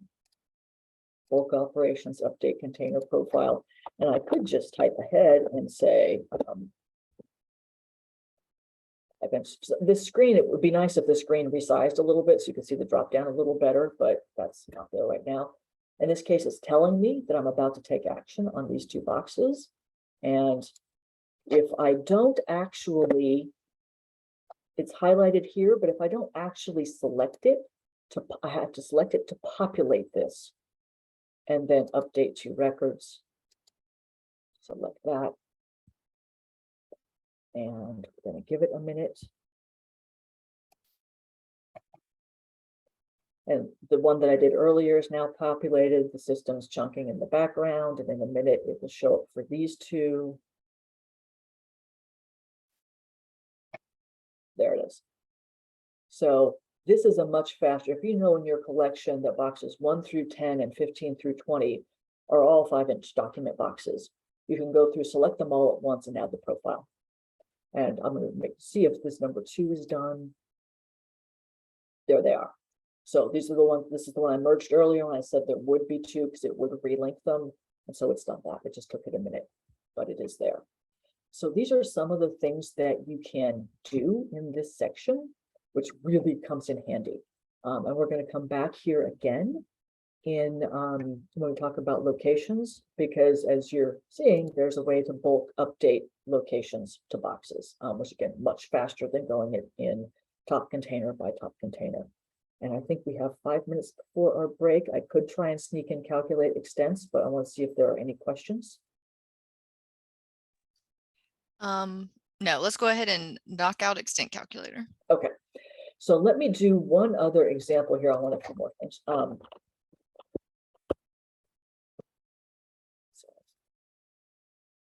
Search. And so I've got 5, and I forgot to point out is you can actually sort by a lot of these fields. So indicator, these are not in the box number order. If I wanted them to be, just click on the header and I can sort it one direction or the other. You could do the same thing with different container profiles. So I'm going to say, and this is faintly random just for the purposes of exercises, I'm going to say these 2 are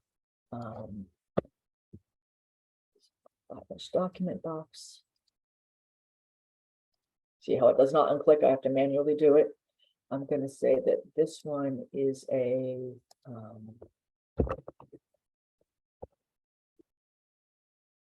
like a banker's box. And this one is going to be a, again, purpose of exercising, I'm not actually worried about what's in them. I'm just assigning something. I'm going to say that this one is a flat file. And I'm not going to assign a size to box 5, just to show you what happens. If not everything has a declared size. And if I search again, it's now populated these. So I'm going to go over to my actual collection for this one, and I'm in here. I'm going to refresh it just to make sure it's here. Now to calculate the extent on this, I'm going to come over here to more, and you have to be at the top level of each collection. If I come over here to more, and now there's a calculate extent option, you'll notice that this particular finding aid already has an extent. And because I was randomly assigning, this isn't going to match quite perfectly, but it already has one. But let's say when creating a resource record, you have to enter an extent, or you can't even save the resource. So your original extent that you put in might be somewhat sketchy, and you might have to just rough in a number. And now that you've finished processing it, you know the box sizes. And so you want something more precise, and you don't want to have to go back and find all your boxes in your flat files. You just want the system to calculate it for you. So you can hit calculate extent. And this is what it's going to give you. So in this case, it doesn't have, this is one, again, I didn't give one to this last box. So it can't calculate for one of the boxes. It has no idea how big it is. For the other boxes, it's calculating it based on the, I'm going to bounce over here 1 second, system profiles. And again, as you recall, extent measured by the width. So based on that width measurement, it's calculating that there were 2 boxes of this size. There's 1 box that happens to be that size. There's this flat file, and this is the overall extent measured by width of the collection. If for your flat file, you wanted the extent to be measured by height of the flat file, you could do that and it would calculate it based on this. So it's saying that there are 5 containers total, and it's this big, but it is going to warn you that it couldn't give you an extent for that. You might have to manually add it later. And let me go back in, and while I'm over here, I'm going to add that 5th one. And it actually brings up my last search. I could manually edit it here rather than using the bulk. And so the way I did that was, again, just for this 1 container. And here I just hit edit, and I can manually add it, or by typing, and I'm going to say this is a 3-inch flat box. And you can see I can just enter whatever key and it will start filtering down to give me options. I could also use the browse or even create on the fly using this, but I'm just going to use a 3-inch flat box and save that. If I come back over here, I'm just going to refresh it. It might take it a second, but we'll see. It's pretty quick. So more calculate extents. Yep, there it caught it. So now they're all here, and it's telling me it's going to, I think I'm in edit mode. So it says I'm in view, so it would not create that. It told me what it was going to be, but it would not create it. If I'm in edit mode and do calculate extent, now it's going to give me the option of actually creating an additional extent record in my resource. It will not overwrite the existing one. It will create a second one, and I can then choose whether or not I want to delete the old one, edit the new one, do whatever I want, and it's showing me exactly how it's going to create it. So I'm going to go ahead and create it in this case. And here it's added it beneath the existing one. And I can then choose what I want to keep. So maybe this was my initial rough extent before processing. And after the fact, now it's this one. I can then get rid of this one. And I want to keep that. And I just save the resource. So that's how you do calculate extents. Any immediate questions, or you want to go to break? No immediate questions. Feel free to enter them in the chat. We can handle them afterwards. Yeah, let's go ahead and go to break. But yeah, if you have any questions about extent calculation or anything that we've covered up until this point, feel free to keep putting them in the Q&A during the break, and we'll do a quick catch up before we dive in after the break. We are 2 minutes past, so let's we're going to take a 10-minute break. So everyone, if you can reconvene at 42 minutes after the hour, we'll get started again. So we're going to go ahead and start break now. 42 minutes after the hour return. Feel free to keep putting those questions into the Q&A. Thanks, everybody.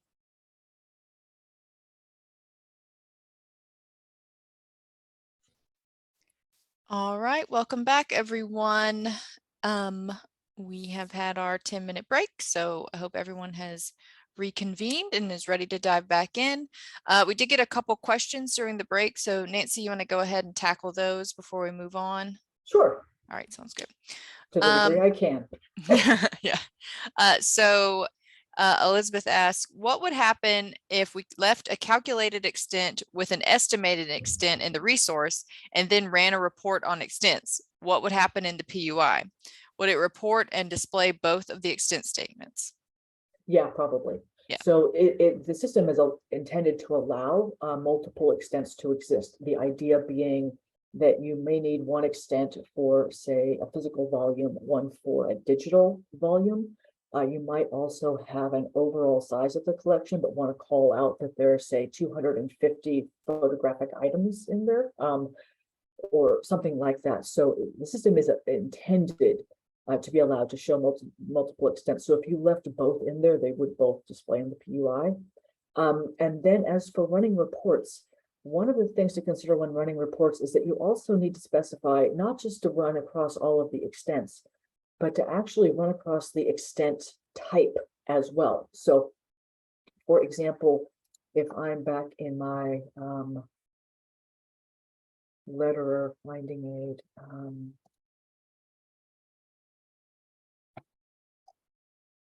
view, if I had multiple of these, you'd want to make sure that you're running your report based also on this type.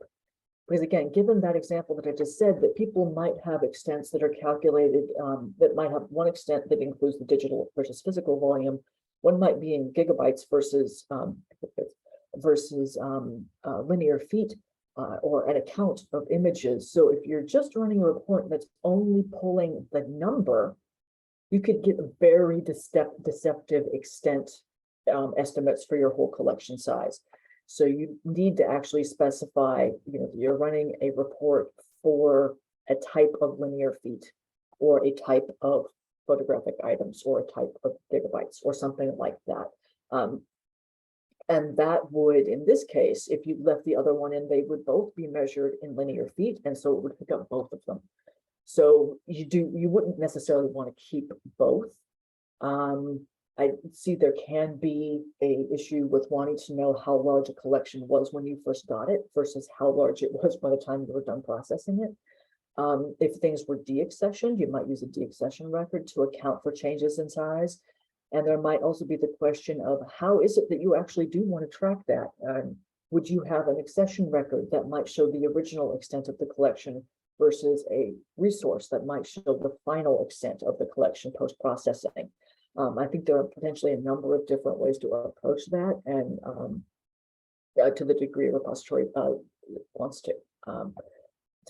That was a very lengthy answer to that question. Did that help? Yeah, thanks, Nancy. And Elizabeth says, thanks. And this is a great point. Beginning to realize that we need to document procedures for containers, extents, and locations very carefully.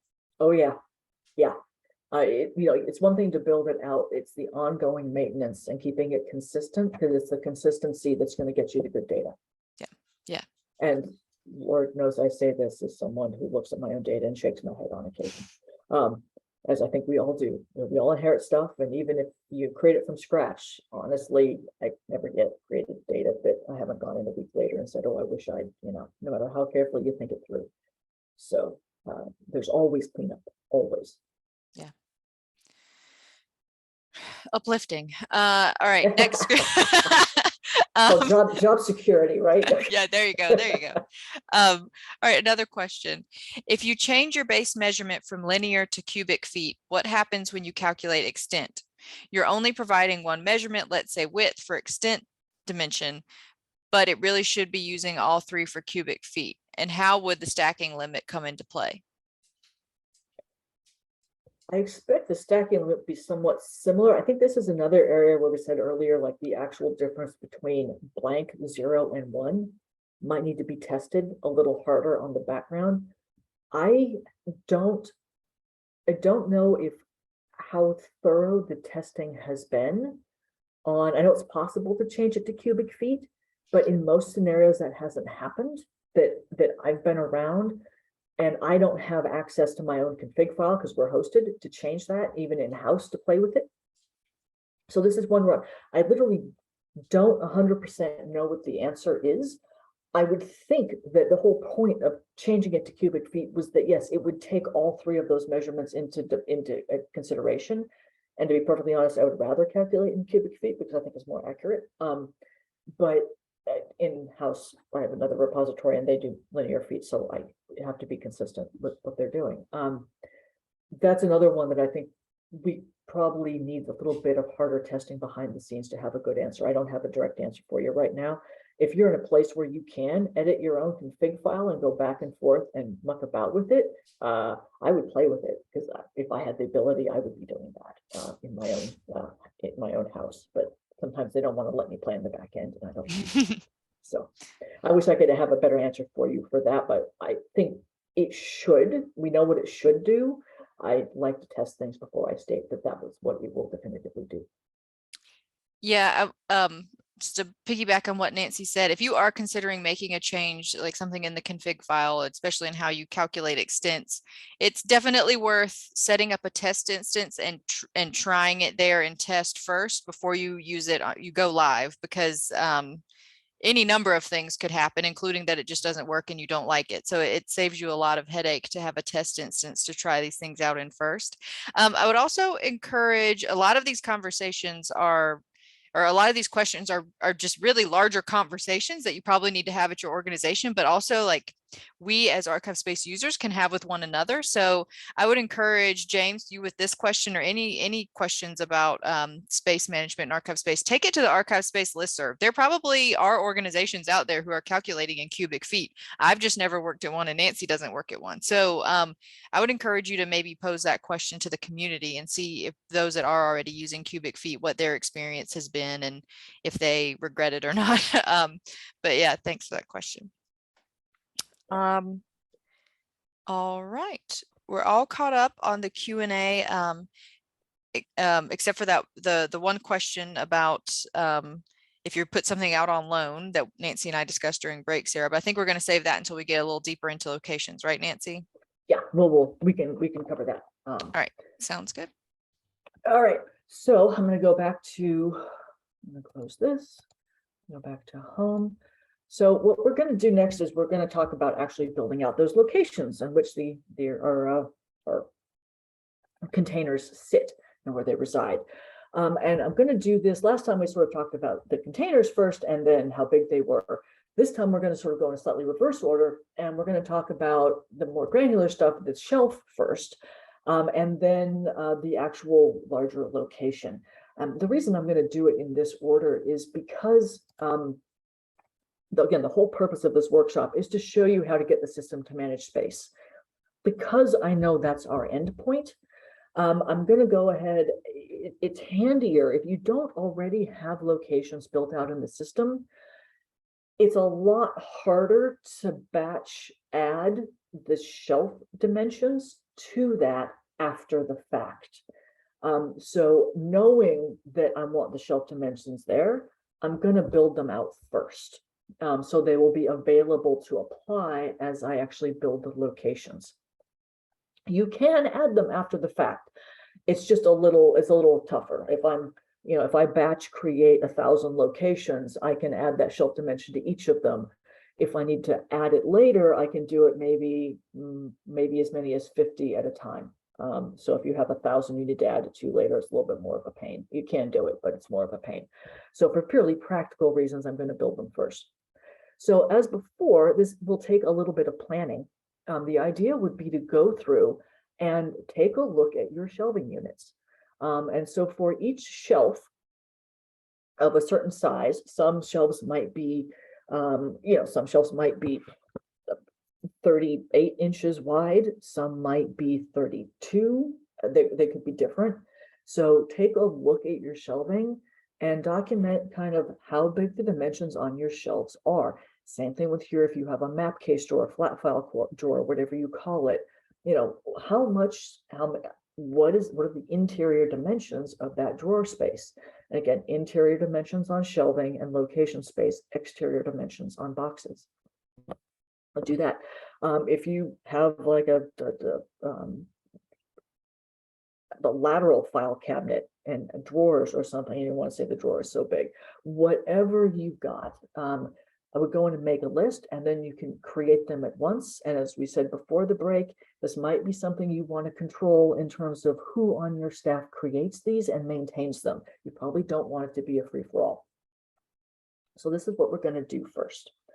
And so first off, I'm going to kind of riff off the examples in the workbook, and going to go over back to our ArchivesSpace application. And again, here under System, right next to where Manage Container Profiles were, we're going to do Manage Location Profiles. Now, again, you don't have to create location profiles.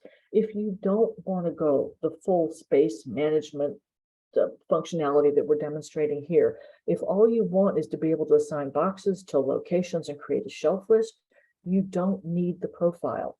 You can just do the top containers assigned to locations. So this only purpose for using create location profiles is to do the full space management. That's the only reason to have these. So right now we don't have any. If I were to create some, I'm going to do, and just be consistent with the way I entered things before, I'm going to choose to enter them in feet. There again, in your workbook, there are examples of a few that are in inches or feet, and you can do either. And so I'm going to say, and this is again a case where whatever you want your nomenclature to be, if your standard shelf is you consider a standard shelf to be a certain dimension, you could enter that, and then there might be an oversized shelf, there might be a long shelf. It's whatever you need to name it to make it understandable to you and your staff, and something you can maintain going forward. What I find fascinating, I'm not sure, honestly, in case you've noticed this, I'm not sure why this is the case, but for location profile, the dimensions are not actually required fields. And though in the container profile, they are. And I would think that the whole point is to manage space. They probably should be required. I'm sure there's a use case scenario where there's not, that I'm not thinking of, but I would, again, to manage space, you need to enter these. So again, if the depth is 1.3, and the height, and these rough into, say, about the height of the shelf is, say, 13 inches, 1.08. If it's 16 inches deep or thereabouts, 1.33. If the width is 38 inches, it would be 3. And again, there's the create plus, or you can just save that one if you just want to create a single one. If it's +1, then in this case, it might be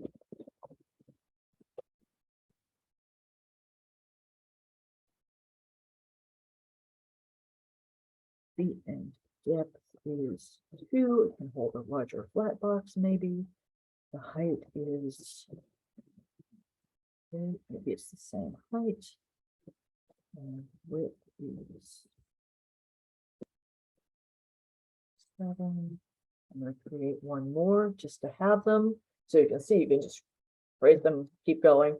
However you need. So it's handy to have a list in front of you. And this is going to be a, I'm just going to call it flat file drawer. You could have drawers of different heights, so you might create flat file drawer, and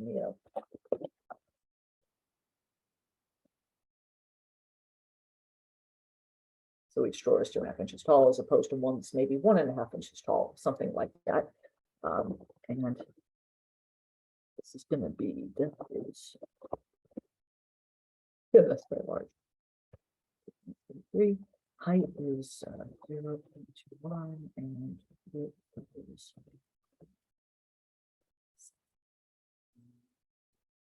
once you have some in, if you look at the list, you can sort of see, you can filter down to see how many of a certain width. It's entering them in feet. Again, if you wanted to, you could go back in and edit, depending on how you're measuring things. You could edit this to say standard shelf, and maybe this is 38.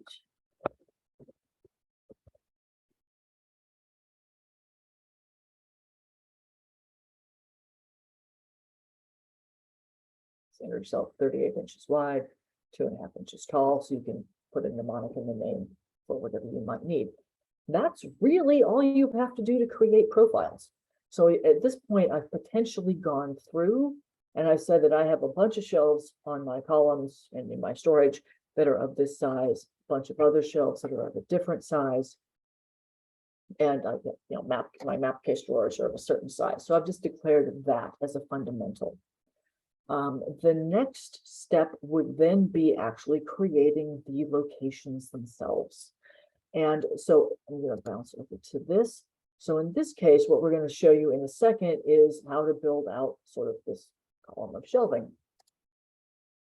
And this is what we're going to get to in a second. Oops, I'm going to try with this. So whatever your nomenclature is in your repository, so this might be a row, it might be a range. Actually, let me show you this instead. So this might be a range, and this might be column 1, and this might be shelf 1, 2, 3, 4, 5, 6. It might be, depending on how you number things, both sides might be a single shelving unit, and it might be columns 1 through 10, 5 on one side, 5 on the other, and each column has 6 shelves. So what we're going to build out to is the shelf. Depending on what you do, you don't have to build at the shelf. You could track to the column, and I did that before I started trying to manage space, but it doesn't work very well for managing space. But you could just say, if I can get someone to the column, they can find the box. And so I don't need to track to the shelf if I don't want to do the full space management. You can build it to whatever specifications you want. System's pretty flexible. If, for example, this were 488 and one side was A and one side was B, you could then use a prefix or a suffix and say, I'm going to have a set of A's and a set of B's. So there really isn't a scenario that I've found yet that we can't track using the way you create locations in the system. You could even track the wall if you wanted to. So this is kind of where we're going. Here's a little bit of a visual for some of what we're building out. And so let's go into the system and actually build some of it. So in this case, I'm going to come over and we're going to create some locations. We're going to create some single locations and some batch locations. I'm going to start with a few single locations. And so this is the screen. So just as basics, you could say if you wanted a temporary location, you could add something like conservation, and here's one for loan. You could say something is on loan, and then you could say something like your vendor name, or the institution on loan to Loma, something like that. There's not really a place in here where you could enter an address for where Moma is, but you could, at least this would give you some hint. And you could use something like that if you needed to. Right now, I'm just going to build a base location. I'm going to use some of the examples from the workbook. And I'm going to say the building.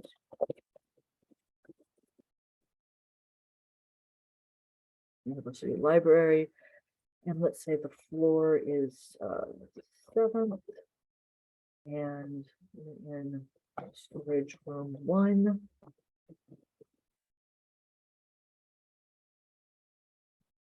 You don't have to fill these in. The building is required, but if you don't have an area, you don't need it. You then have to get somewhat more specific about where in storage room 1 this is. If you're using barcodes to track your location, you could put this in. Some folks will use like a classification scheme. You could enter that here. You see the gray asterisks? You have to fill in something more. So in this case, you might say, and this is like the label is the word. So the label would be range. It would be book truck. It would be file cabinet. And then the indicator, it would be the number or the alphanumeric indicator. So it would be a lateral file cabinet A. It could be, what is the range 2, a row 4, book truck 7, something like that. If you needed a child, so here's your lateral file cabinet, but it's actually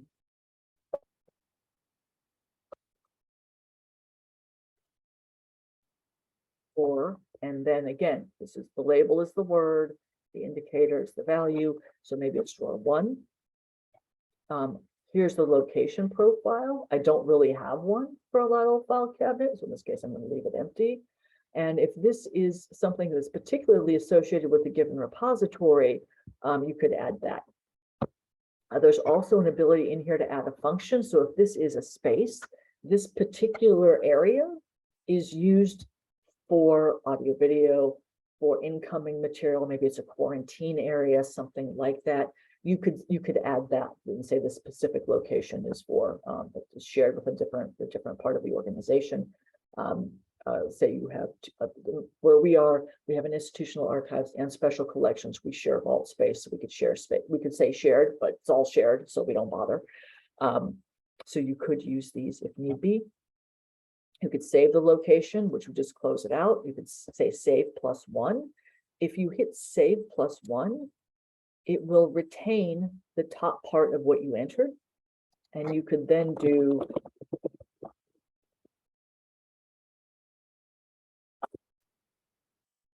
cabinet A, and this might be drawer 2, etc. And you can just hit save. And when that's done, if you look back, if you use the breadcrumbs back, you can simply see the record. Right now, we have nothing linked to it, otherwise it would show top containers. And if you go all the way back on the breadcrumbs, you can now see that we have 2 here. You can also use this one-off. Now, clearly as a one-off, this is not the way to build out your compact shelving. You'll be here forever. So we're going to show you batch in a second. But I'm going to show you one other thing you can, that sometimes people will do with creating a location. And this might be, so I'm in the library, and this is on the 2nd floor, and it's room 13. And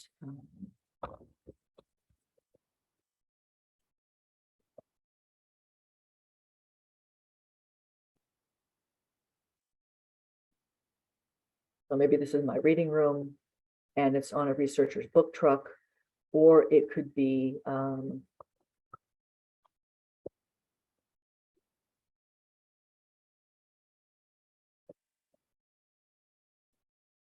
say it could be something like this. So if something is temporarily in my office because I'm working on processing it or something, or I'm reviewing it for something, I can always have a location that's very specific. And I could say a couple boxes around this. Now let's look at batch locations, because clearly this whole building, the 1 by 1, shelf by shelf, is not practical. It's basically the same fields, but it's going to give you an ability to enter a range of, so you can batch create them. So at the top, we're going to say again, library. I'm going to say 3rd. I'm going to say storage 1. And I'm gonna skip the area again. I could say the area. This time I'm going to say I'm building out compact shelving perhaps, and I could browse for a profile and say this is going to be all of my, I'm going to build down to the shelf, but I'm going to use a standard shelf for all of this. And I could, again, if I'm in a shared repository environment, could add the repository. The information information I'm adding up here will be applied to everything I enter as a batch down here. So in this case, I'm going to bounce back to our image. I'm going to build out like a whole wall of this compact shelving. So I'm going to say that there's a row or a range. And in this case, the example is building it out for all 401 to 488. In reality, you can only batch create about 1,000 at a time. So if I were to actually run this, and by the time I got down to shelves, I would probably have too many. But here's the idea: is it would be for all of these ranges 1 through 10, 401 through 488. The next step then be the columns. Each of these rows, every one of them, might have several columns. So wherever it's consistent, you can enter columns A through B, and then it would get down to each column would have a shelf.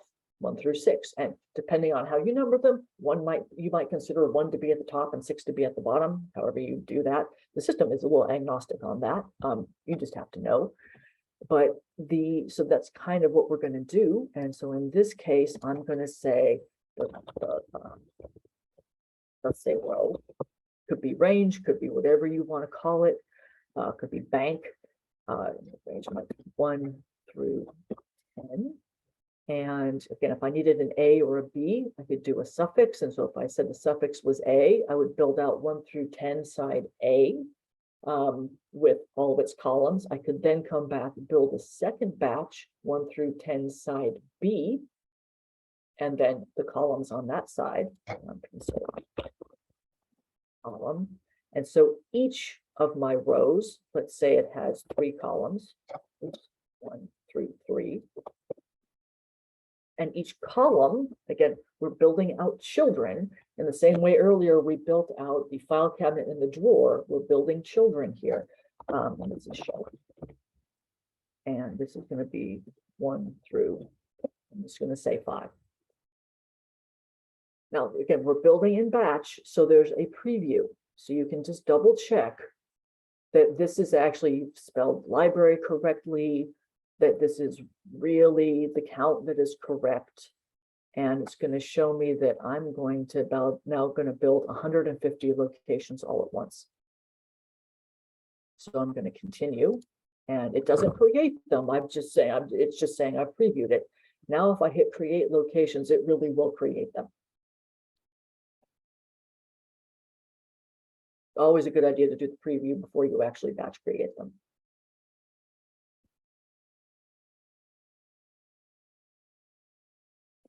And so now I've got 153. I built 3 by hand, and I just batch created 150. And you can see there's a location profile in there for these. You can filter by the various options that are in here. And I'm going to create one more batch. And this is going to be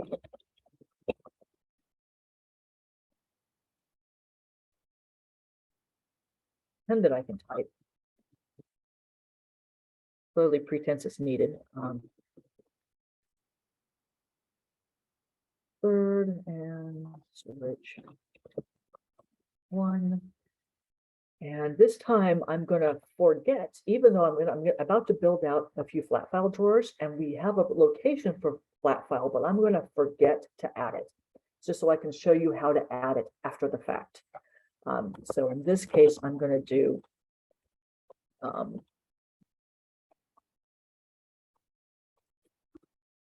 actually, so when we have flat files, are frequently in stacks. So I'm going to do a stack, or might be a bank of flat files. It might be, they're usually 5 drawers and they're stacked on top of each other. So this might be stack 1 through 3. And it might be drawer. Each stack maybe has 15 drawers.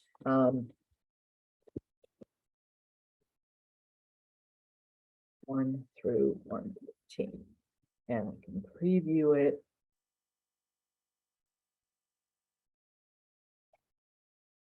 So I'm building these, and I'm going to continue.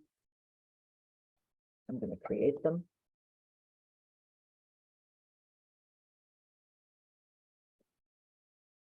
And so they are here. I think I just did third. Yep. So now I'm like, oh, oops, look, I forgot to add the location profile. So how do I want to do that? It is possible to edit locations. So you can edit a batch. The batch is only as big as your search results on this screen. So if I click everything on this screen, and this holds true for any editing I want to do, and go to the next screen and try to select those, if I bounce back, I've lost it. So if in your config file, again, we're just talking about that, you can actually set your search results to come back to like 50. I would max that out if you have to edit these. Otherwise, you can only edit 10 at a time. I've got 45. So I can select this set, but it's only these 10. I'm going to edit the batch. And it's going to bulk update multiple records. I want to edit them. These are the only things I can change. So that's why we wanted to preview them earlier. I cannot change the row number, the column count, any of that. I'd have to delete them and rebuild them. I can't do that. The top level stuff I can. So if I did misspell library, I could edit that here. Whatever you type in here will overwrite the same field on these locations. If you leave it blank, nothing will happen to the data in these locations. So if you type 1, that will overwrite everything that's in building for these 10, but blank is harmless. So in this case, I don't want to change any of the building floor or room information, but I do want to add the profile, which might be, I can browse to find it. Flat file drawer.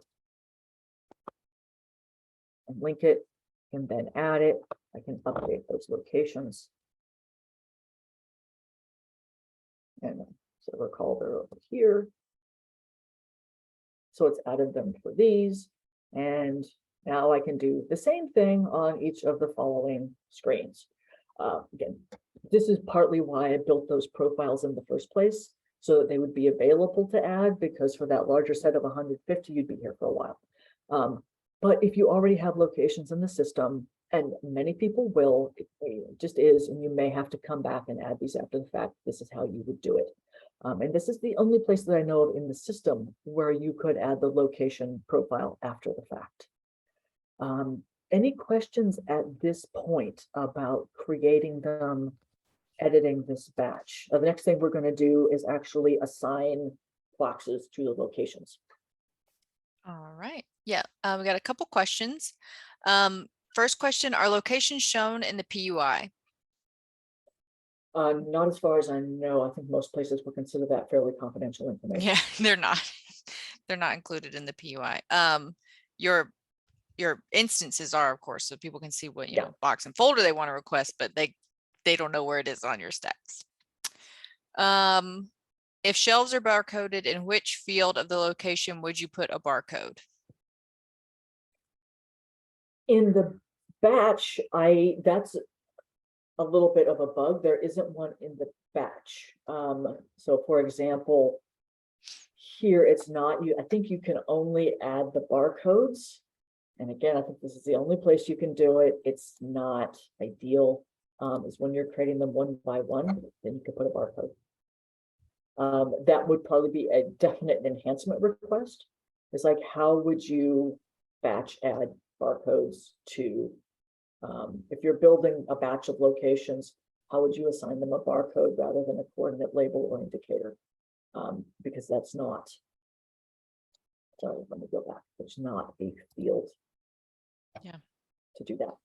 Or a classification. Yeah, same thing for both of them. Yeah, so that might be an enhancement request, and then one would have to think through, like, is there a range that do you already have existing barcodes that you need to manually assign to it, or do you want the system to generate it? There would be an enhancement request, and my guess is that wouldn't be as simple as it might appear. Yeah, you'd have to have the barcodes in Already. advance, and yeah, you can always submit a feature request, like Nancy says. You can learn how to do that on our website. Or build a plugin. Here's how you batch add barcodes to locations. That's a great plugin idea. Maybe one already exists. There could be. Yeah, maybe. Is version 2.8 required to create this batch? No. No. That it definitely predates me. It's been around for a while, so in all likelihood, you have this capability. Yeah, it's been around for a while. Yeah. All right, we're all caught up. Okay, so now we've got locations, we've got some boxes, and so we're going to show you a couple ways of assigning. So at this point, we can actually start for some of this using the space management functionality. But I'm also going to show you, for those who may not have tracked locations in before, if you need to manually assign things and batch update them. I've been in the unenviable position of moving warehouses before, and we had to relocate everything. So if you need to batch relocate things, clearly you can only do it shelf by shelf, but we're going to go back to our friendly little manage top containers section again. And I'm going to pull up one that I think has containers, but not.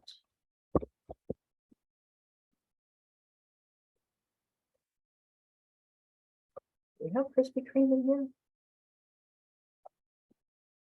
Let me double check. I think we have this one. Krispy Kreme should be in there. Should be in there. I think I'm just spelling it wrong because I can't type. Oh, no, we don't. Oh, no. We don't have, well, we don't have it in this repository. We have it in a different repository. Maybe. Let me double check. I just want to make sure. What I want to do is double check that there's one that has boxes, but not. Let me try this one.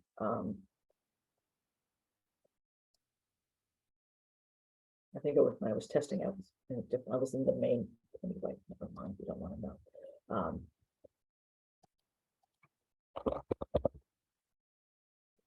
This one.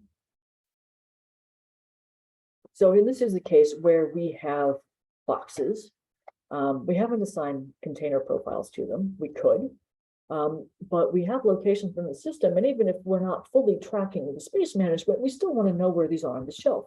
So you don't have to have the container profile. So in this case, we're going to do and sort by box type. I'm not always sure why the secondary sort is odd, but I'm going to grab indicator and I'm going to grab some of these boxes and I'm going to say that boxes, I don't want the flat top.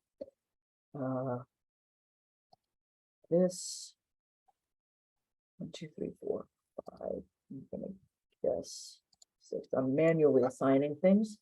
And I could say that I happen to know that all of these live on this. I went through, I just moved all my holdings, I'm shifting something, and I know that boxes 1 through 6 are on this shelf. And so I want to put them all at the same shelf. I can have all 6. I can search for them. I can either browse using the drop down, or I can search and I can say storage 1. It's going to give me a bunch of options. I could then say storage 1, 1, 4, and it will start filtering down a little bit. And even just putting like a space behind something will help filter it a little further. So I'm going to say these all happen to be on row 1, column 1, shelf 4. You can update all 6 records.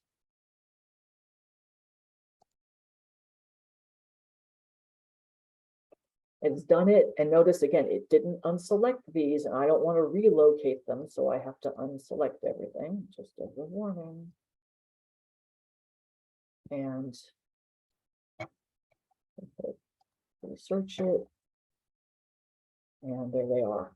And you can go down and then grab, the next 6 are on the next shelf, and do another bulk operation. If these were on different shelves, you could do the update multiple locations and say this is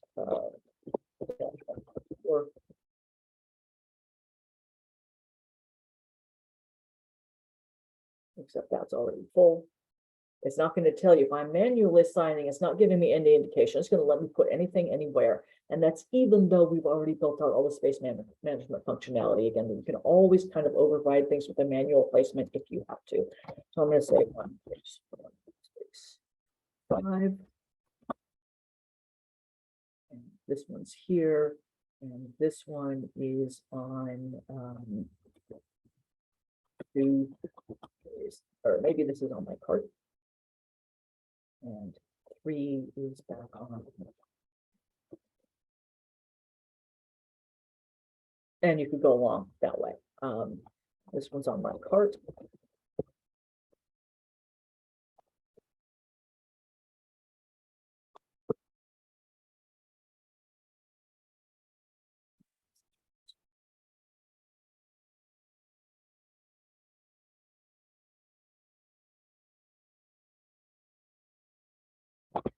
The other way you can assign something, again, note they're unselected. assign something to a location. Let me do search again. So let's say this is on the cart in my office, but I can go in and I can manually edit this.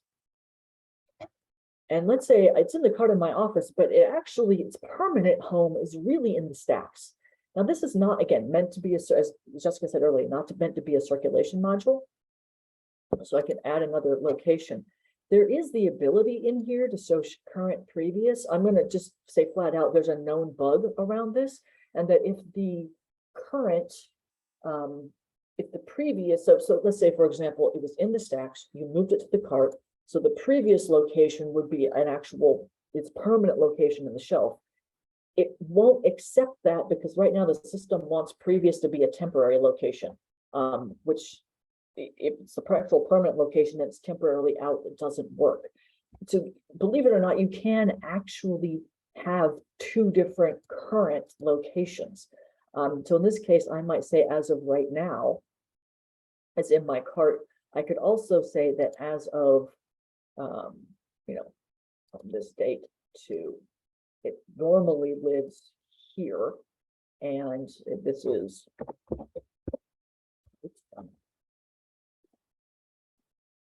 five, it normally lives here. It can be assigned to two locations. And I've used this on occasion, and this is what it would look like. So in-house, if we're doing something like this, I would know that this is where it normally lives. But if I see something that I know is a more temporary location, that might be where it is at the moment. I could also potentially use it to keep track of, this is where it normally lives, but right now it's out in Lone Tomoma.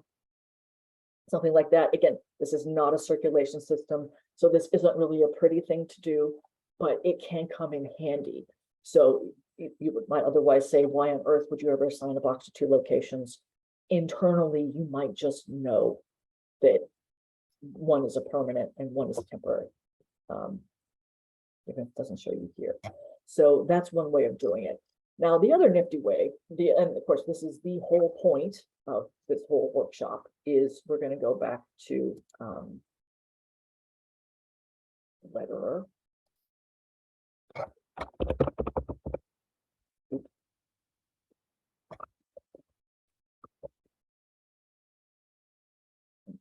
Up. And in this case, we do have container profiles. If you don't have container profiles, you can still try to use the buttons I'm about to use to manage the space, but it will basically say we can't help you because you don't have a profile, so we don't know how big it is. So we can't, there's not much we can do with that. Same thing if you have a location to which you have not assigned a profile, it'd be like, well, there is one, but oh, I don't know where it's gonna, it's gonna say we can't calculate it. So in this case, you can find it directly through the box record. And again, you can do it through this and editing the box individually. You can add it when creating the top container in the first place, back in your resource or accession module. So in this case, we're going to add a location. And this time we're going to do the find with space calculator. It's going to tell me where all of the available space is. And we're going to filter down for building. I think we did university library. And which one? I think we did three. I think it was three. And room storage 1. And check for space. And so it's saying these are the places where I could put, because it knows that the container profile, the box I'm trying to find, is of this size.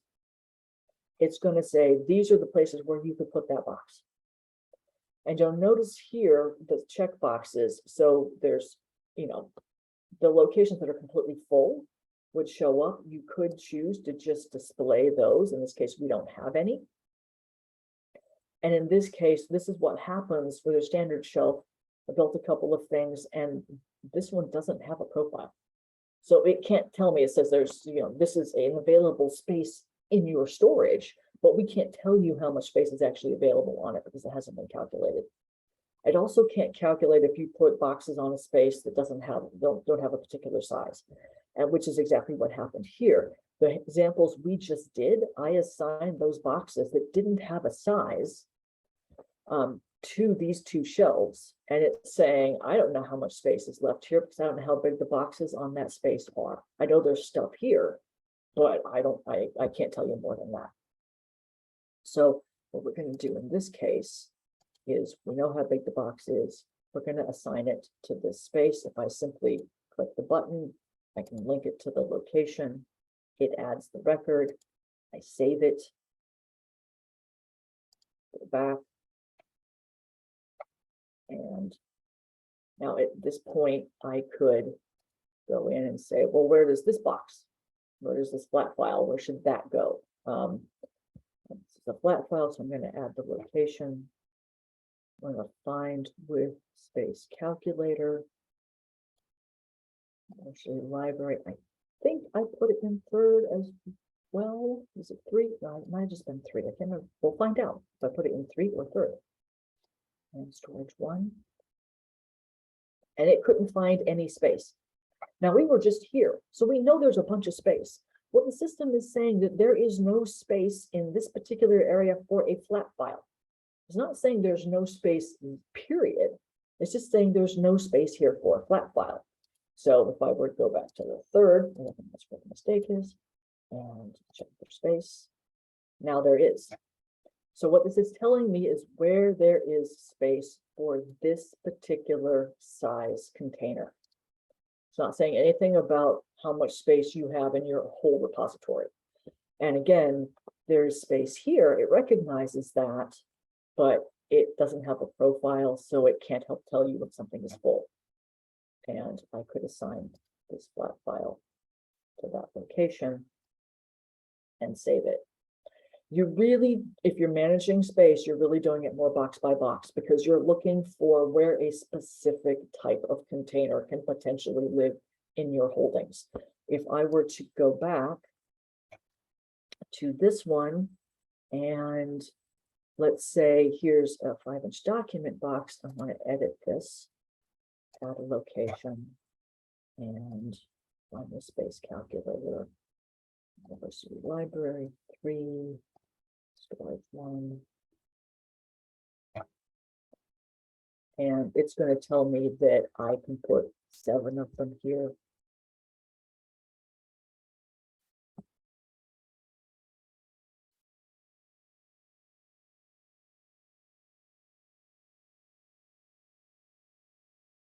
And then if I want to assign box 2,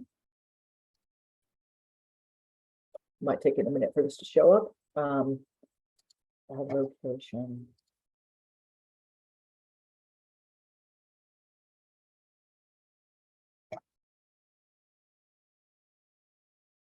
Oh, I just showed it the whole university library, so you don't have to fill them all in. So now there are 1,000.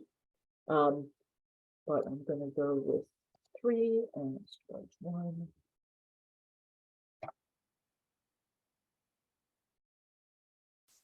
And space available.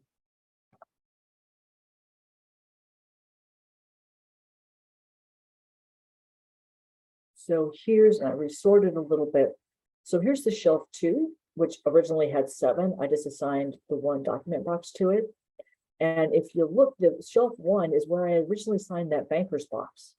So it's saying that there's something here, but there are only room for 5 more boxes of this size on this shelf. So it's saying how many boxes of this size I can put in this place. It's not telling me what's already there. It's just saying how much space is left. That makes sense. Again, as we showed at the very beginning of the workshop, the other thing you can do is, if you have a box of a certain size, you know you have a box of a certain size coming in the door, and I'm just going to leave that. And you can go to container profiles. You can say, I have a storage box coming in, and I want to find where in any building can I put this.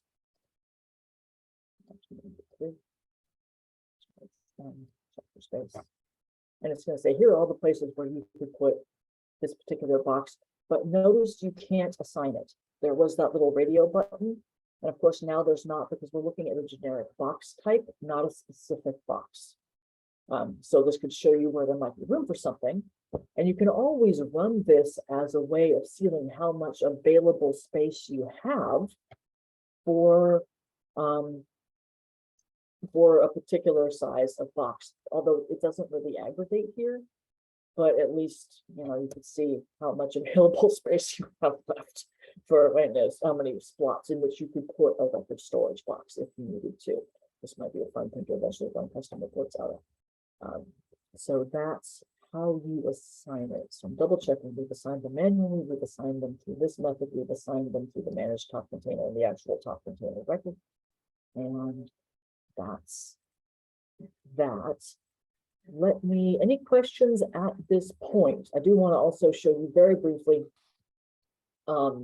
just some of the reports that exist around this. There are like 3 built-in reports to do with space, and you do your own custom on the side completely, and the new custom reports thing is still pretty new. So we can explore what we can do with that. But questions for right Yeah, now? we've got a couple questions. Sarah, you submitted your question a while ago. Is there a way to note that a collection is on loan and not currently within the repository?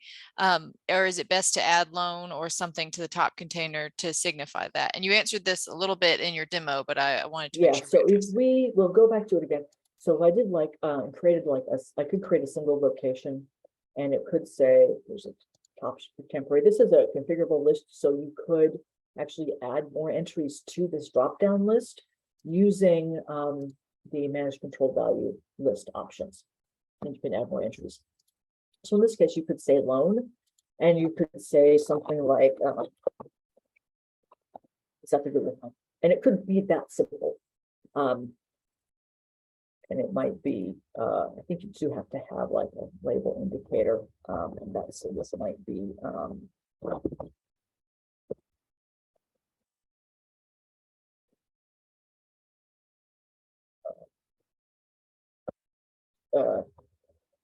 so I'm not thinking. I could save that, and then you could apply this to the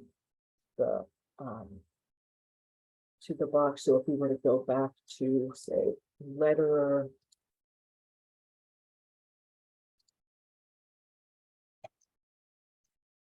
and I could say like this record, this document box is actually out. It could be a specific item if you had a framed item. So that could go out specifically. You could say this is its regular location. This is one of those places where you could actually, might make sense to have the 2 locations. You could add another one. You could say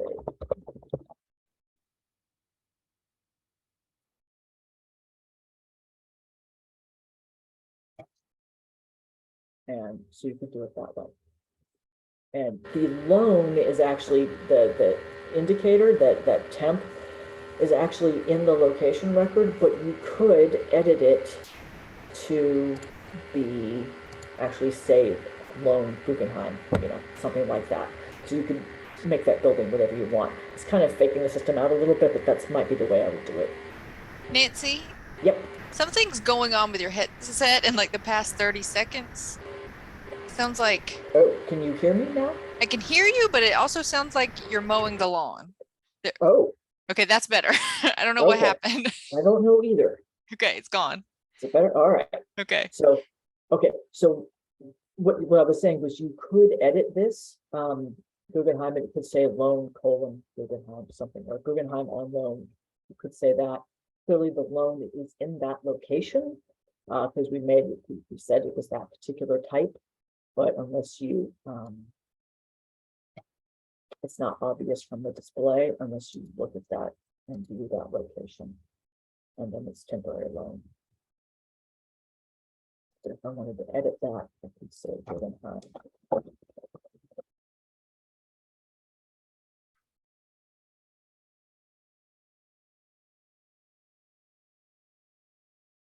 And so now I've just changed it, so it's more obvious. You could do it that way. Again, I'm not sure it's really the intended use, but honestly, these things come up. So yeah.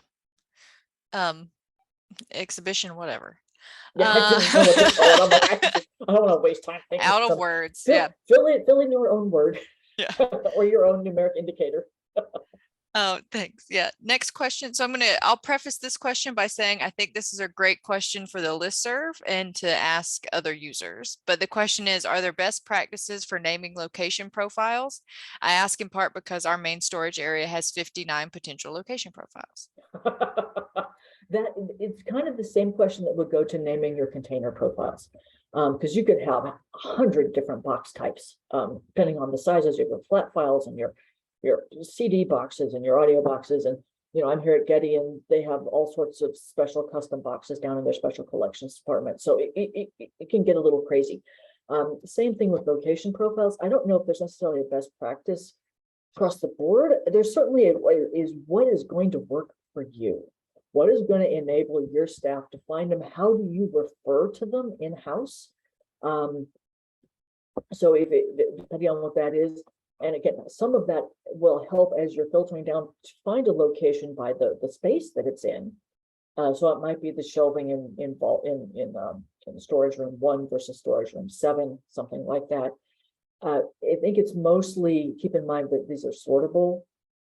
So it is going to sort in alphabetic or numeric order, depending on what it leads off with. That may play some role as well.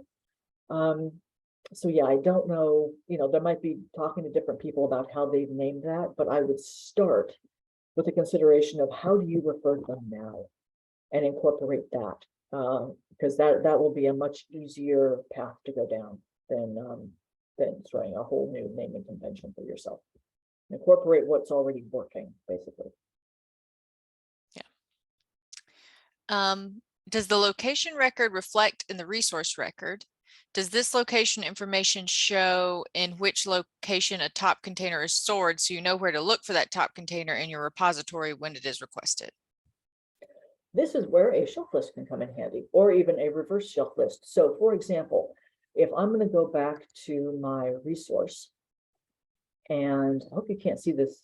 Oh, I don't know if you can see that. I'm going to go back to, I think I've been playing with logarithm. I'm just going there. And whether it's view or actually I'll show it in view mode. So if I scroll down in here, you can see this if I go. So if someone wants to see the academic certificates, here's the box. And in here in the staff interface, you can see the, oh, wait, so the Google line, that's not going to work. So they can't have that one right now until we happen to know when it's coming back. Let's say the 5, the personal photograph album, which of course doesn't have a location within this. Which one did I assign locations to? Did it a little randomly, I'm afraid. If I could find one, look at 2, think 2. Yeah. If it did, as you saw with box 1, you could see that it's here. We'll pretend that it's not on the Guggenheim at loan, but it's actually here. But you can see this in the staff interface. Again, this won't show up in the PUI. If you export the XML, this won't show up. If you round trip it, this will, and you recreate everything on the way back in, this will disappear and you'll have to reassign it to a location. But right now you can see it. And so this is where you would go. This will actually bring me to reports quickly. And there are a couple in here.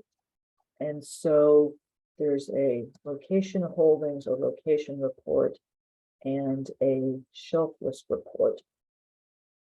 So the location holdings, container shelves at one or more locations. Most of these are about finding the location and then seeing what's at it.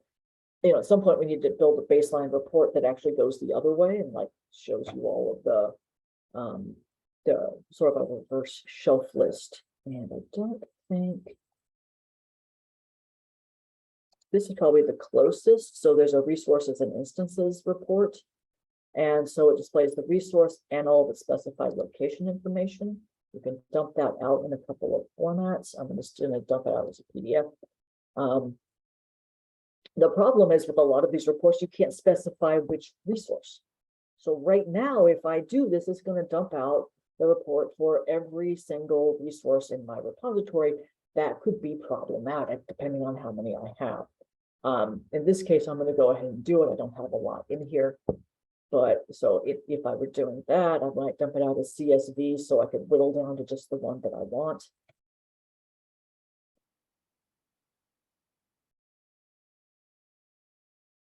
And it's running this report.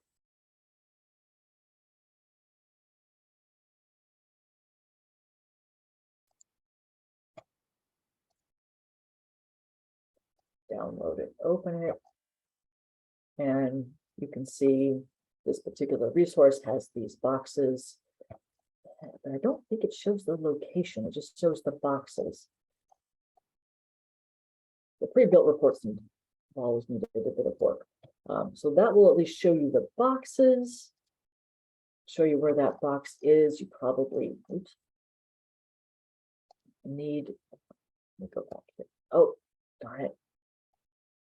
I will say, while Nancy's getting back to where she wants to go, that yeah, as long as you have a location assigned to a top container, you can find that from within the resource record where that instance is, or where that item is.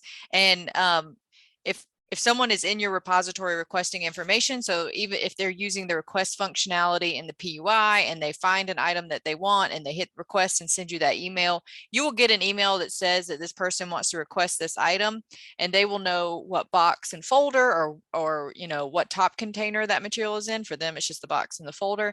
They can't know what location, where the location is. You can view what the location is from the back end. Same thing as if they were actually in your reading room and they're looking on the PUI and they see the box that they want and they fill out the request for that box. You could go into the staff side and look at that box and see where the location is, but they themselves cannot see it.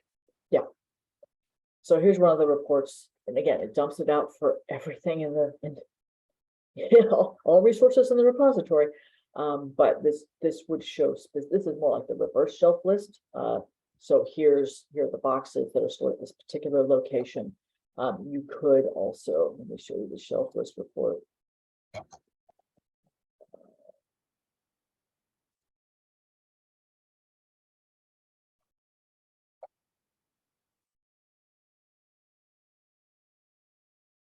Again, it's pretty much everything. I'm going to dump this out of CSV. Again, this is not huge, could be big.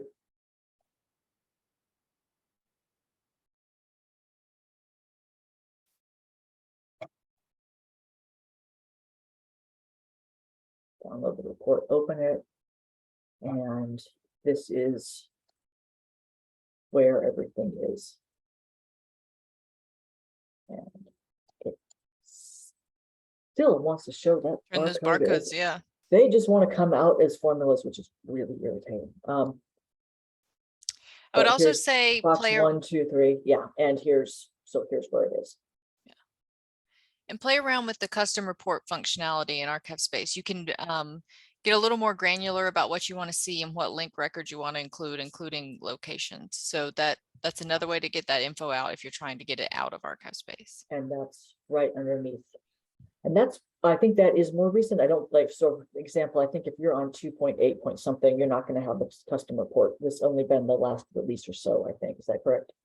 It's either 3.1 or 3.2 and earlier. Yeah. So it's pretty early, pretty recent, it's custom. Yeah. And so then you could create one. And depending on what record type you want, you could say it's resource. There's not really one based on top container, but you could say resource. And then select, you can play around with this to filter down some. And if you go, yeah, it takes you down to linked records. And so you can include linked records, which would be the top containers is not one at the resource level. I bet it is at the archival object. That would be interesting. We're still playing with this. And I guess instances would be the closest. Yeah. You can also do a locations report. It really, like you Yeah, just saw in the brief scroll, it shows you every available field within a particular record type. So these are all the different fields within a resource record that you can limit by. You could do the same thing with locations. So it's not perfect. It doesn't do all things yeah, for all people, but it helps you build out just some basic reports that you can take out and then manipulate that data. So you can do one for locations as well. Keep in mind, it's really resource intensive as in terms of like the application. So don't go big on your first try. I think that you can, yeah, the maximum number you can do is like 50,000 items or 10,000 results or something like that. Don't do that to start. Do something yeah, small, because you can crash your archive space. If you have a really, really robust archive space with a lot of records in it, you can break your archive space this way. It's yeah. fixable, but it's annoying. And do note that a lot of these are, do you want it to display or not? Most of these are not filters. So you can't filter down, you just display it or not. Some of these have filters, or you can narrow down. So there's something to play with. And again, it's fairly new functionality. Yeah. But So for the that's, purpose, yeah, I was sorry. just saying, for the purposes of the application, yes, you can see your location from within a resource record, and you can Yeah. see your see what's been assigned where in a resource record. And that's probably your easiest place to find something if you're looking to pull a box off a shelf to give it to a researcher. We do have one more question, Nancy. Are you ready Yep. for that one? Let's go Okay. for it. So, all right. So I know that you can scan a barcode and assign it to a container while that container record is open. Would the record need to remain open in order to assign a location by scanning the barcode assigned to the location? So Nancy, you can answer it, but you can input a barcode into the field. You don't scan barcodes in ArchivesSpace.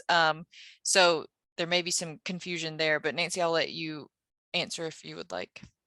I don't have any better answer than that. I think you have to hand type both of them in rather than scan, unless you're batch adding them. So for example, one of the, I don't know. So if I were in here and I wanted to batch add rapid barcode entry, I don't, unless there's a plugin that lets you actually use a wand to scan in a barcode, you could enter them here. Otherwise, I think you have to type them. If there's an existing one, you might want to enter the new one. You could overwrite it if you needed to, if this is actually happening to have them. But I don't know of a rapid way to get barcodes in to locations at all. So I actually think, I could be wrong about this, but I'm pretty sure that if I were to go into locations, I'd have to edit one. If I'm just editing one as opposed to a batch, then I can add a location.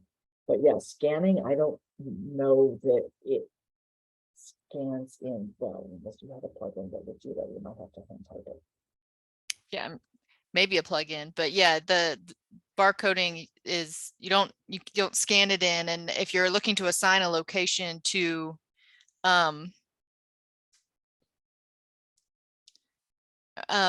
okay, I'm sorry. Something popped up in the chat. To expand, I have placed a barcode on a box and then scanned it while the record for the container was open and the barcode was recorded for that container. You may have been using maybe a system that's integrated with ArchivesSpace, a circulation system. I'm not really sure, Nancy. I think that's possible. Yeah. It's not something I have here. I don't know how to scan that a barcode into this. I suppose you could try it and have this record open and try scanning a barcode and see if it pops in. If it's working for you with the containers, it might work for you with this. I don't know, but it might be something to play with. Yeah. I wish I could answer that a little bit yeah. better. Yeah. All right, we do have one more question, but it's kind of like a big high-level procedures question. So I wanted to give you a chance, Nancy, if there's anything else you wanted to demo before we moved on to wrap up and final thoughts. I think we've covered everything. I think we've covered everything at this point. So yeah, if there are questions, have at it. All right, yeah. So Helen says, I've been advised to conduct a shelf reading before creating the location profiles, as it will be a wholesale rearrangement of the collections. Any guidance for this? Well, I think part of it is in terms of,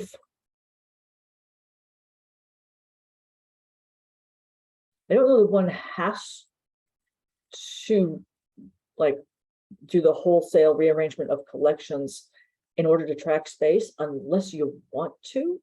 But I would say things to get built out first would be sort of the underpinnings of do again some sort of survey of how big your containers are, so you can do those profiles and have those built and ready to go in advance.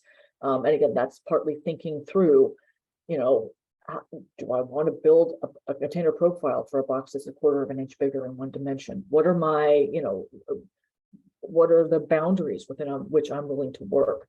And same thing, you can survey your stacks to see how big your various shelf sizes are. So what are the granular location profiles that you want to build out? If part of that is sort of rebuilding your shelves, say you want to like readjust all of them, you really want to build the profiles based on the readjusted shelves, not what you're doing now. So I think part of it is all, where, in what order do you want to do these things? You may not want to track them all until you've built it all out and then build it from scratch. If you build it all from everything that you have now and then you tweak it, you'll have to change it later, but that happens to all of us at some point. It's what's going to make the least work for you and give you the most benefit for that work. Don't know of a great way to answer that question without knowing more about what your project is and what are the most immediate problems that you're trying to solve, because that's part of the equation too, is again, what's the burning issue that needs to be addressed first, and what's the issue that needs to be addressed second or down the road. She said, yes, the chicken and the egg scenario. Yeah. Yeah, I think definitely before you put anything into ArchivesSpace, being really like thoughtful about it. Maybe even as you're doing the shelf reading and then thinking about creating these profiles, maybe sketch some things out on paper. I mean, really like spend some time up front before you start plugging things into ArchivesSpace and feel confident moving forward so that you can use things like batch creating locations and things like that, because in creating locations sort of piecemeal or one at a time, you're probably more likely to make a mistake and have to go back later. So I think taking the time to plot it out is definitely worthwhile, even if it is overwhelming. And then, as we've said throughout all of this, this workshop is all about getting you to the point where you could use that managed space to have the system go find empty space for you. But there's a lot that you can do with tracking your holdings to sizes, declaring the sizes of boxes, doing the extents, creating a shelf list that aren't dependent on the full space management. So again, for your repository, depending on how much space you have, maybe you have a small repository, you can walk to your storage room and look and see, and you don't have to do the full space management, but it's handy to have some of this other functionality in place. So for a lot of this, there's not a right or wrong about where you stop or how far you go. It's more what is going to be practically useful for you, and what's going to be maintainable for you. Yeah, that's a great point. Just because you can fill a field out in ArchivesSpace doesn't need that you mean that you need to or have to.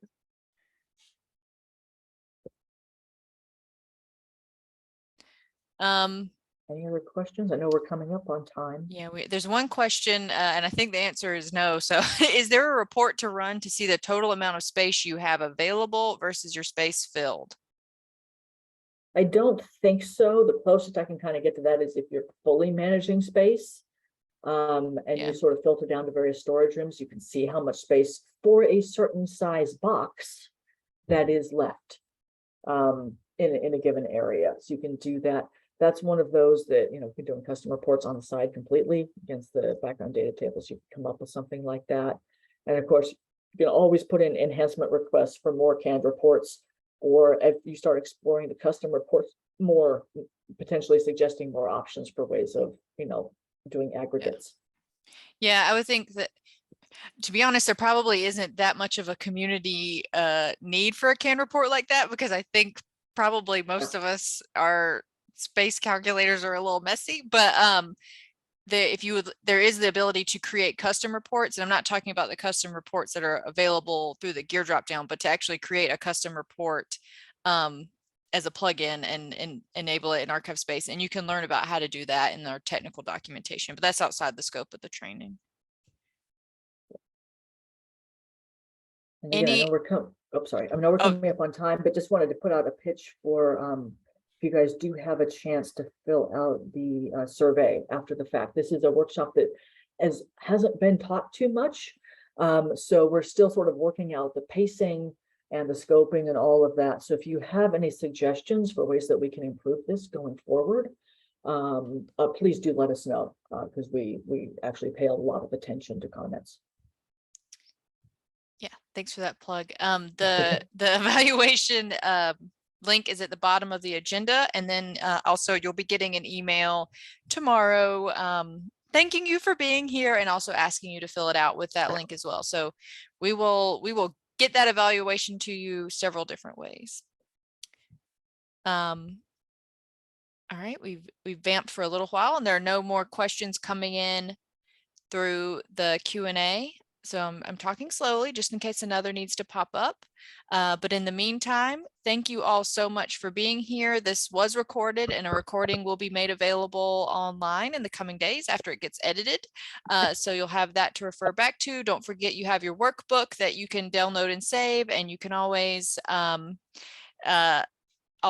try those exercises out in the sandbox. Looking forward to the recording. Thanks, Helen. All right. Thank you, everybody. And I look forward to seeing you at the next ArchivesSpace event. Bye. Thank you. Bye-bye.